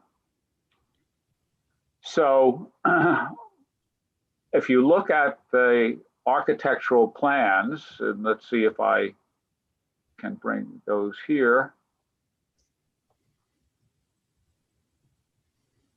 This will be the south elevation where the bowed window structures were. You will notice that there is a higher roof line on the new construction that's going to be put on the rear of the house than the existing roof line for the front of the house.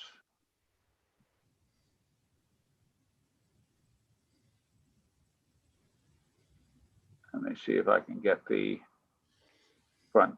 This is the front of the house. This was the original entrance, and here is going to be the wraparound porch that's there. The windows do not show 2/2 as you find in the current house. These are shown as undivided lights.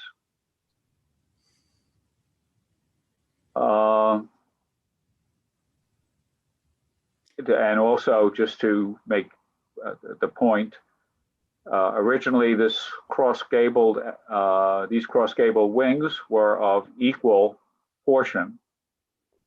This being extended out now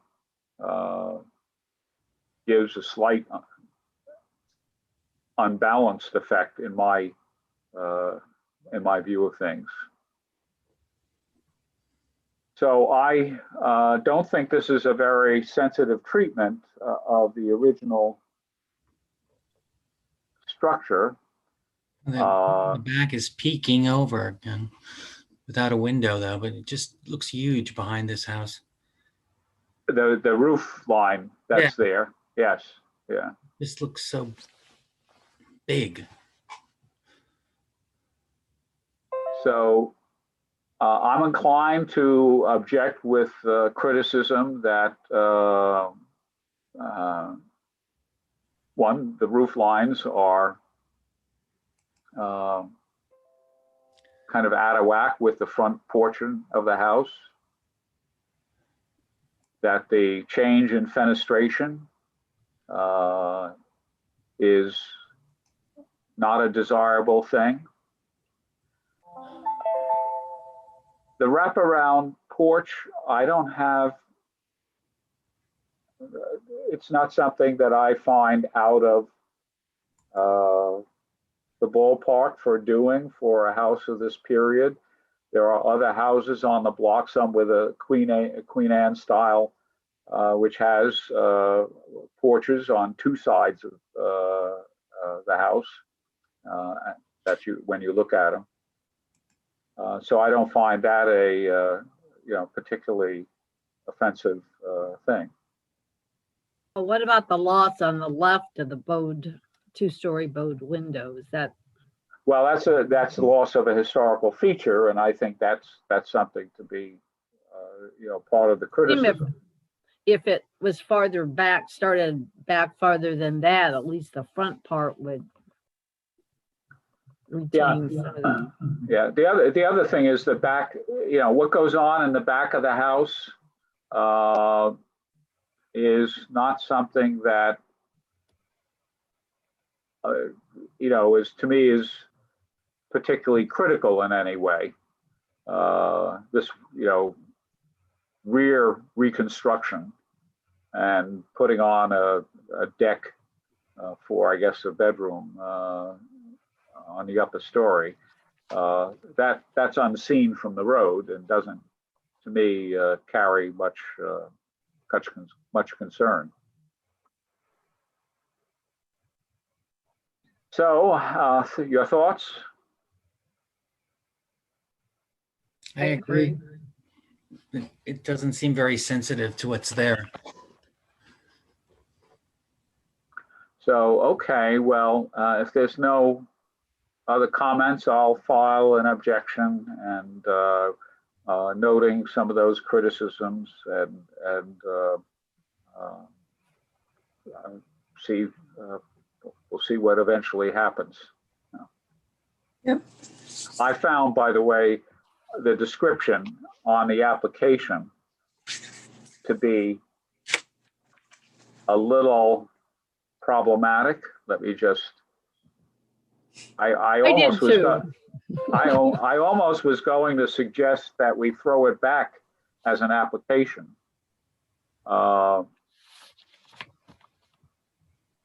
Let me show you what that was in the letter describing what was going on. Well, the double thing was, at least for me, when I enlarged those plans, all those words blurred. The resolution wasn't good. Yeah, it was well, that's a problem of the scanning, our scanning of the architectural drawings. That's not right. That. But if Yeah, she had explained it, you could at least try to follow it if you didn't have every word. But without that explanation. Yes, it took me a while to figure out what they were doing, because what they described as what they wanted to do, the objectives are to update and renovate the existing structure and realize its current form for modern day family use. That's a very wide, incompatible description when you put it up against their plans. And so I was a little offended by, that description being provided. And I would think maybe we should be alert to some degree when their obligation to provide a brief description, that we try to maintain some degree of accuracy in what they're proposing, and that if push comes to shove, that we might say this description does not accurately testify as to what your plans really are. So that's something to think about down the road. Okay, so we have that as a critical element. 30 Lincliffe we have already dealt with, so I can check that off. And 25 Quimby Lane, myself, Stephanie, and Martha had some discussion of this and agreed that it could be passed on as a project. We had previously reviewed that structure some time back. I forget what the date of it was, but we had a prior visit to that as well. On to the other items on the agenda. Let's take up the most important one that is out there, and that is the landmark consideration for Red Creek Road. And let me just wipe that out, and let me see if I have that resolution. Stephanie, did you have your question satisfactorily answered by Lisa Combrink's email? Yeah, I did. It's very clear that their intent is to landmark just that one building. I guess I still have a question in my mind. I mean, can we just landmark a structure? Because it had been my understanding that the landmarking ran with the tax lot and not just the structure.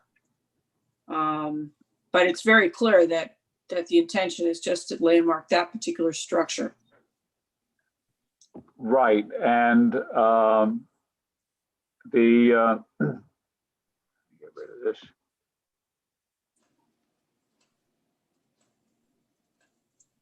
There are other structures on the property. Oh, there's lots of them.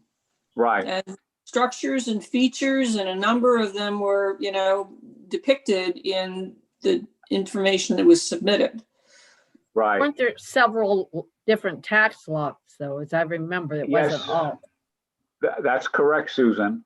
That whole neighborhood is made up of several tax parcels for the town of Southampton. Let me see if I can pull up the map here. There we go. Let me pause there and pull up the. So, yeah, here are several different tax parcels that are all part of the thing, and there are multiple structures that are here. So, would you, on your theory, or let me put it, play the devil's advocate here for a moment, just to clarify the issue, Stephanie. If changes were to be made in one of these structures that is not the winter cabin, does that require Landmarks Board review for a certificate of appropriateness? I don't know. I think we need the answer to that question. Can you zoom in on that map so we can see the parcels? Because I can't, I'm looking at this on my phone. Okay. Let me see if I can, I don't have the layers here to change the color of the lines, but there's, I can, oh, I know what I can do. Oblique gives a different.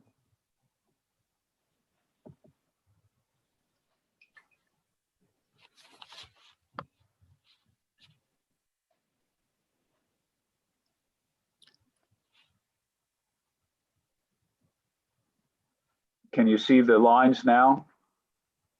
Yeah, and if you can zoom in a little bit, if you follow the road coming in from the left there, that the winter cabin dining hall is that structure fairly, not that one, nope, further up, yeah, that's it. Okay, so if changes were to be proposed for this, would it require a certificate of appropriateness? Yeah, I think that's the question. Well, we can answer that question with respect to the way we recommend the landmarking. Well, let me read from the code for you guys. Okay. Upon the submission of an advisory report by the Landmarks and Historic Districts Board, the town board may designate landmarks based on the following criteria after a public hearing in accordance with this article and with the written consent of the property owner. The town board may designate an individual property as a landmark if it meets one or more of the following criteria. It doesn't say anything about individual structures. The other type of designation is a district. The town board may designate a group of properties as a historic district after a public hearing. So it sounds to me like it can be a district or it can be a property. It seems odd that we couldn't designate an individual structure without having to designate the whole property, but it certainly is not clear from the code. David, Well, could we identify the structure of concern here as the contributing structure of historic significance and specifically identify other structures that are not contributing to the historic significance? That seems to make sense to me. Well, what you're proposing is a mini district. Yes, to designate this as a historic district, which I think raises too many open questions down the road. Well, I wouldn't propose to designate it as a district, but right. But functionally, you're describing functionally a district. Yes. As when you use the contributing versus the non-contributing language. Yeah. My suggestion is that we make it clear in our recommendation that a certificate of appropriateness would only be required for changes to this building and its immediate environs. And that's the understanding going forward. So we don't necessarily, if they're dealing with little pavilions and other little items on the property, that they, don't have to worry about whether or not it has to pass our sniff test. Yeah. Well, there's a lot of activity that goes on this property, Ed. That brown roof building there is the ranger's office, and they're actively in the process of renovating that. There's several groups of old cabins out here and tent platforms, some very new tent platforms over on the right-hand side that have just been built. And there's a bunch of derelict structures lurking in the woods out there. So there's actually on this parcel, this structure and specify a certain area around it, that would probably help. Right.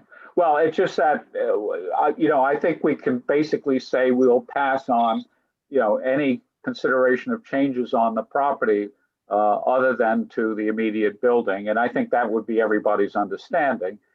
I think that's the understanding of the Community Preservation Department, that they want to have this designated as a historic resource so they can spend some money on it. And that's okay. They don't necessarily want to get into the question of what goes on with the rest of the structures on the property. Right.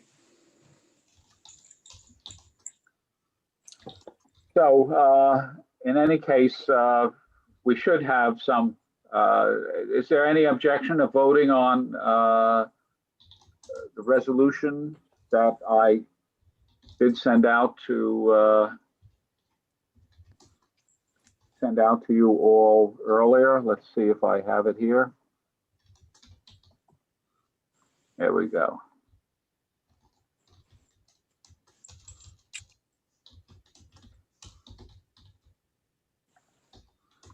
So the application was for a historic site designation solely for a structure commonly called the winter cabin located on that particular piece of property.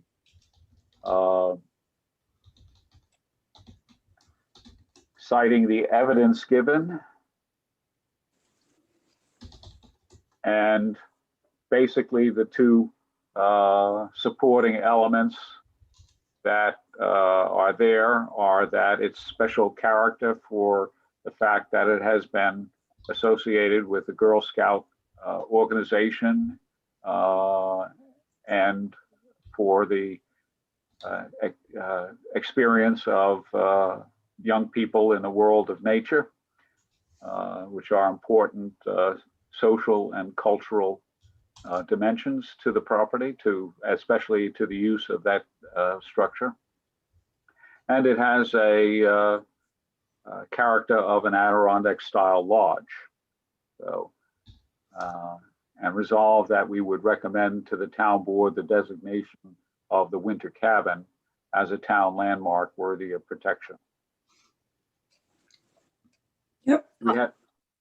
Does it need to say someplace, it's the dining hall is the winter cabin, correct? Yes. Not that we want to call it that, but if people say the winter cabin, that means something, I assume, that everybody. Well, yeah, that was the application. It's also referred to informally as the dining hall at some point. Right. And I can put that in parentheses with the winter cabin. Yeah, I would include that because if you look at the functionality of the interior of that building, it's primarily a dining hall. Yeah, okay. Originally, it may have been a cabin that they could camp in the winter. Yes. Didn't I read somewhere that there were dormitory rooms on each side of it or something? Yeah. Yeah, so it may have been the only cabin on the property that they could use during the winter. Maybe it was insulated or had a fireplace, as opposed to the summer cabins where the Girl Scouts could, could camp.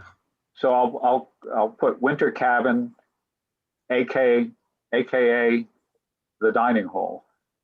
Yeah. If you think that's appropriate, I haven't seen it, but that's as long as there's a combined reference in Julie Green's material that she submitted. So it just confirms the content of her material as well. So is there a motion? I so move.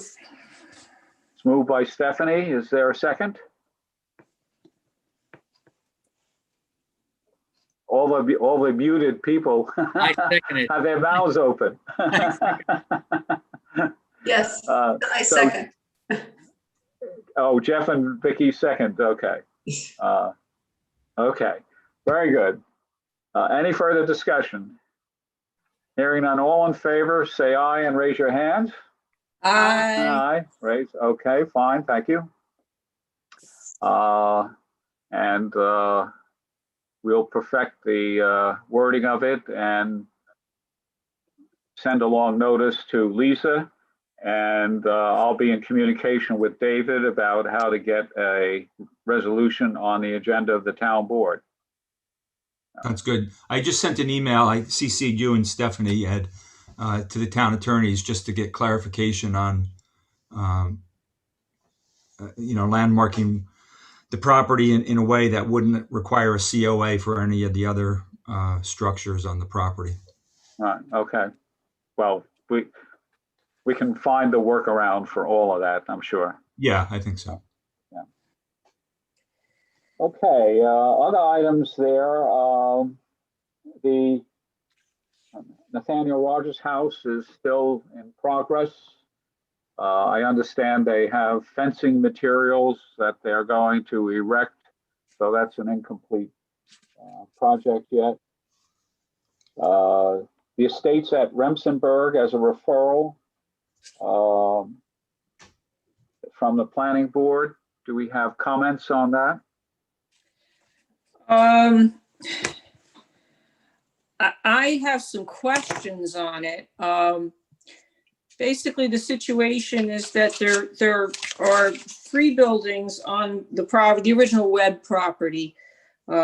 Building on lot 1 was supposed to be retained and renovated, and that's not exactly what happened with it, but whatever.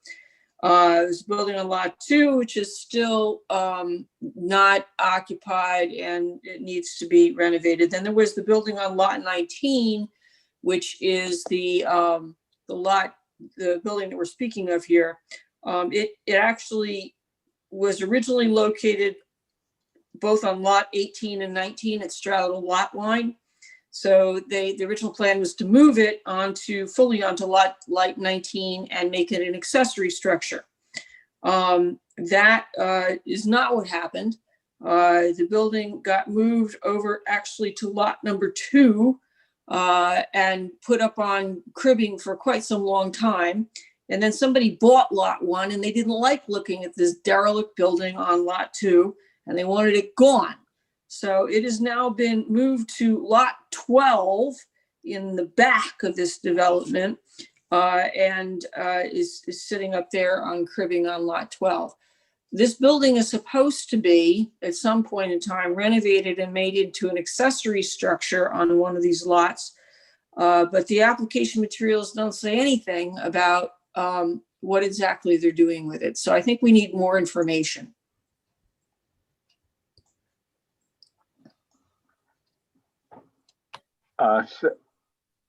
So you're suggesting we make an inquiry? Yes. And I would be happy to make the inquiry. Okay, it's on your plate. Yes, I will make an inquiry to Jackie Fenlon.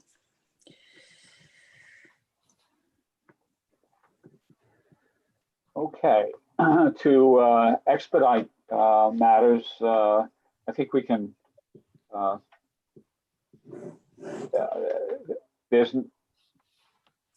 Is there anything on 149 South Country Road that we need to discuss?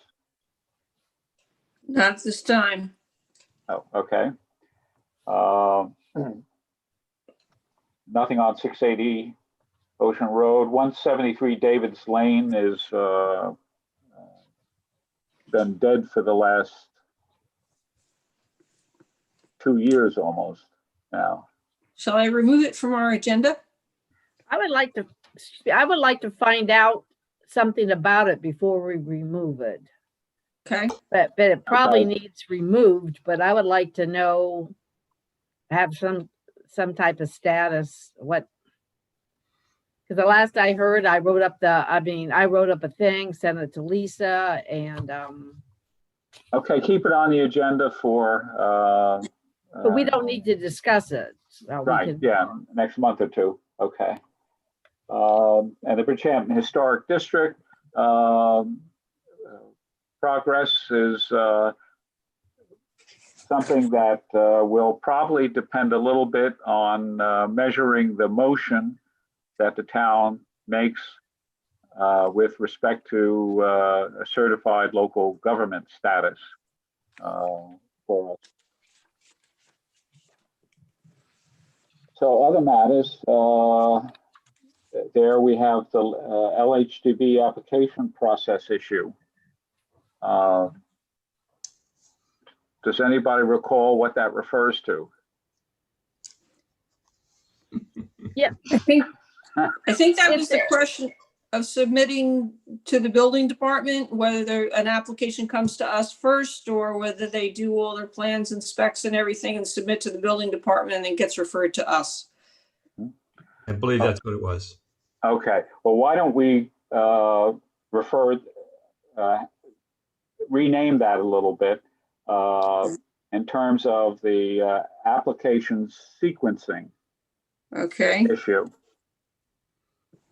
So we know what that term refers to. The engineering report is, I think we kind of talked about it last time, and we just said we would try to be sensitive in terms of the requests we make about it, but that we continue our practice with just that kind of awareness in mind. Okay. So I think we can remove that at the moment. Susan, you're muted perhaps? No, I'm not. I'm right Okay. here. I sent those for the demolition and construction. The lists were sent out April 1st, plus the referral. No, I didn't send the referral list yet, but the demolition and construction were sent to date. Okay. So the rest of the ones will be in progress, and I'll report in 3 months or 2 more months. Very good. Referrals from the various boards. Yeah, I have a couple things. One thing, under planning board, on March 25th, it was one for 115 Halsey Lane. It's a historic resource, 1910, but all it has to do with is a lot modification with the property behind it. For on April 8th were just repeats. The one that is coming up on April 22nd, and I want Ed, you can let me know if we should request this referral. I saw 3310 Noick, and I just thought it was one of the ones up there we've been following for a number of years. But when I checked it, it was actually, there's a house, it's in AKRF, it's Noick 20, NY 20, there's an AYB of 1910. The photo looks like it's some type of a colonial revival house. But there's 2.5 acres and 13 units are being proposed. I think that's another Burke family. Let me see if I can bring that up here just quickly. This is it, 3310. Yes. And that must be the house way to the back. It mentioned that. I wasn't aware of this house, but I thought it was, this is the one they're referring to. That I don't know if that'll be one of the 13 units, but I could request that if you would like me to find out what's going on more with that house. But it is an AKRF. Well, we should, maybe it's important to wave the landmarks board flag with the planning board on something like this.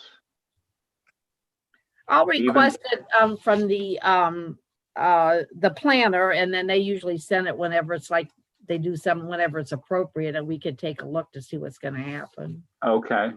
I think that's how, and then we raise the flag when we see. Yes. Well, the other question is, sometimes you might get ahead of what's being proposed. As I recall, some other subdivisions call for the demolition of historic structures. So so I'll request it, and then we can. You want me to request it, and we can go from there. I'll also ask if it's going to be a demolition as proposed. I'll ask that question. But then, as soon as we get the plans, which may be sooner than later, we can. Susan, do you know if it was on the agenda as a pre-submission conference or? It's on the 22nd. It could be pre-admission. I don't think I've seen it before, but that address, I may have not checked it the month before, thinking it was the other one. All right. If it's just pre-submission, there wouldn't even be a referral at this point. But it's nice to know, right, what they're planning. If they see it's going to be a demolition, then like Ed said, we might be able to. The appropriate time would be when they get a formal application. The pre-submission is not even an application. It's just kind of a discussion with the planning board. So if they get an application for a demolition and construction of new buildings, they should definitely refer it at that point. And there should be the formal response to the planning board, just like you would do to the building division, so that we don't have the same thing happen where the building division thinks the referral to the from the planning board constitutes the demolition referral. Right, we've been trying to be more specific in those, saying no, this does not constitute that. 13. I'll check into it. That's okay. 33. And the other thing, perhaps also is possible, we can monitor the video recording of the planning board for April 22nd. That would give us a picture of what is planned. That's true. Write that down. Also on that agenda, there's one for 85 Daylily Lane, a 2-lot subdivision of 5.7 acres. It said there's an AYB of 1999, but it looks like an older barn accessory building that was converted. It's up your way, Ed, so I don't know if you know anything about that building, but I just mentioned that. I'll keep an eye on that. But 85 Daylily. Let me see if I can. It's the old Vanderveer property. Yes. Yes. Now Herbert Cooper, I believe. No, not Herbert Cooper, Mortimer Cooper, something like that. I think Cooper is next door. Cooper is next door? Okay. Yeah. Let me see if I, Most likely, they won't be demolishing the building that's there. It looks like they're going to just subdivide the large property into 2 lots. why does this not take here? But the house I was seeing in GIS looked like more like a pool, an expanded pool house, a former chicken coop, barn type thing. Yeah, it looks to be a very long rectangular building. But because of the AYB, we probably won't be getting it. That's why I just wanted to vaguely remember looking at this before. Unfortunately, yeah, I gotta, when I have screen share on it's not taking the address or something is, I can't bring it up on the screen anyway, so. Okay. Well, we can check We'll into look that at it, when yeah, you're well, watching. When you're right, well- watching the 22nd, we might see Right. both. 85 Daylily, okay. That was the address given. The last one, the ZBA, on April 15th, it's in East Quogue, 22 Lakewood. There's a 1930 or 38 house. There's going to be an addition on it, but we should get that as a referral. Yeah. That's it. For a Okay. variance. All right, thank you, Susan. That it's all very helpful, and you continue to be a very invaluable resource, both as a data keeper and recorder, and as memory bank for the Landmarks Board. I it's tried. very Thank you.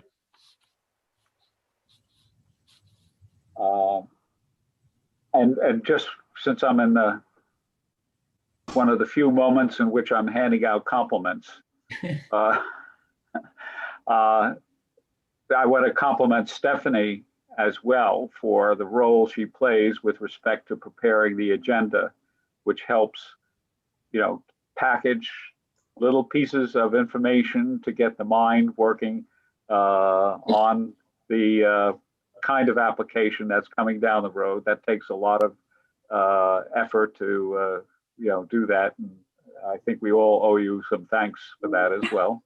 Yes. Oh, thanks. So, okay. Nothing on the Landmarks grants program at the moment. Ed, did we do a resolution for the town board to? We did. I didn't prepare anything for the town board, and I have to go back and pull things together for that and get it to you. Okay. But the windows for 149, I think, is 121 South Road. 121. Okay, I'm sure. Sorry, Right. 121. Yep. Right, and I did go over and meet with the owner and prepared a little report on which windows were being replaced. Thank you, Bill. And we also, I think, just have to probably frame it in a way that allows potentially for them to choose the path to do it in phases rather than to lock the process into a one-time only event. Yes. So if they, want to spread the project out over a number of cycles, they might have another opportunity to apply down the road. Okay. Okay. Nothing on the easement front with CPF at the moment. The certified local government status issue we covered. I don't think there's anything else to be mentioned there. Yeah, on that, Ed, I'm wondering, should we prepare the code amendments before the town board adopts a resolution? Because I think the application to the state will have to show that we have the code in place. Yeah. I think the question that I heard was a direction to the town attorney to prepare a resolution to adopt this as a move by the town, and that they would hold a public hearing on it. So perhaps we don't have to hold a public hearing on CLG. That the town council may hold a public hearing on anything it wants to, you know. Well, that's true, but it's not required by the state. No, I agree. But if you listen to what I listened to and heard at the meeting, it was a direction to the town attorney to prepare a resolution for the town board that would then be subject to a public hearing. But the resolution, I think, was pointed to its adopting this as a path for the town. However, if you would consult with the town attorney to clarify this and what he took as his direction from that meeting, right, that would help. Okay. Yeah. I think they're going in the wrong direction. I think Jim Burke was misunderstanding what the supervisor was asking for. So, I think what needs to be done now is a memorializing resolution that the town board supports moving forward with an application to the state. There's no public hearing needed on that. It's just kind of I don't even think you really need a memorializing resolution for the Landmarks Board to move forward with it. What they will need a resolution for is to make an application, to actually submit the application, and they will have to hold a public hearing on the code amendments. But I'll talk to Jim. I think we might be getting ahead of ourselves on this a little bit. Right. Well, the other thing to keep in mind is I think we want to have a number of steps that kind of make more solid the commitment of the town board to the process, and to give them, because there may be some blowback down the road on everything that's involved with achieving that status as a certified local government. So we get a step where they affirm and reaffirm the idea in public. I think it's an important confidence builder for the process. I agree with that. Okay. Well, they're going to have to start working on the local ordinance. I mean, that's really the first step once they've committed to moving ahead with an application. Yeah, that's where I think the attorneys are going to have to get involved.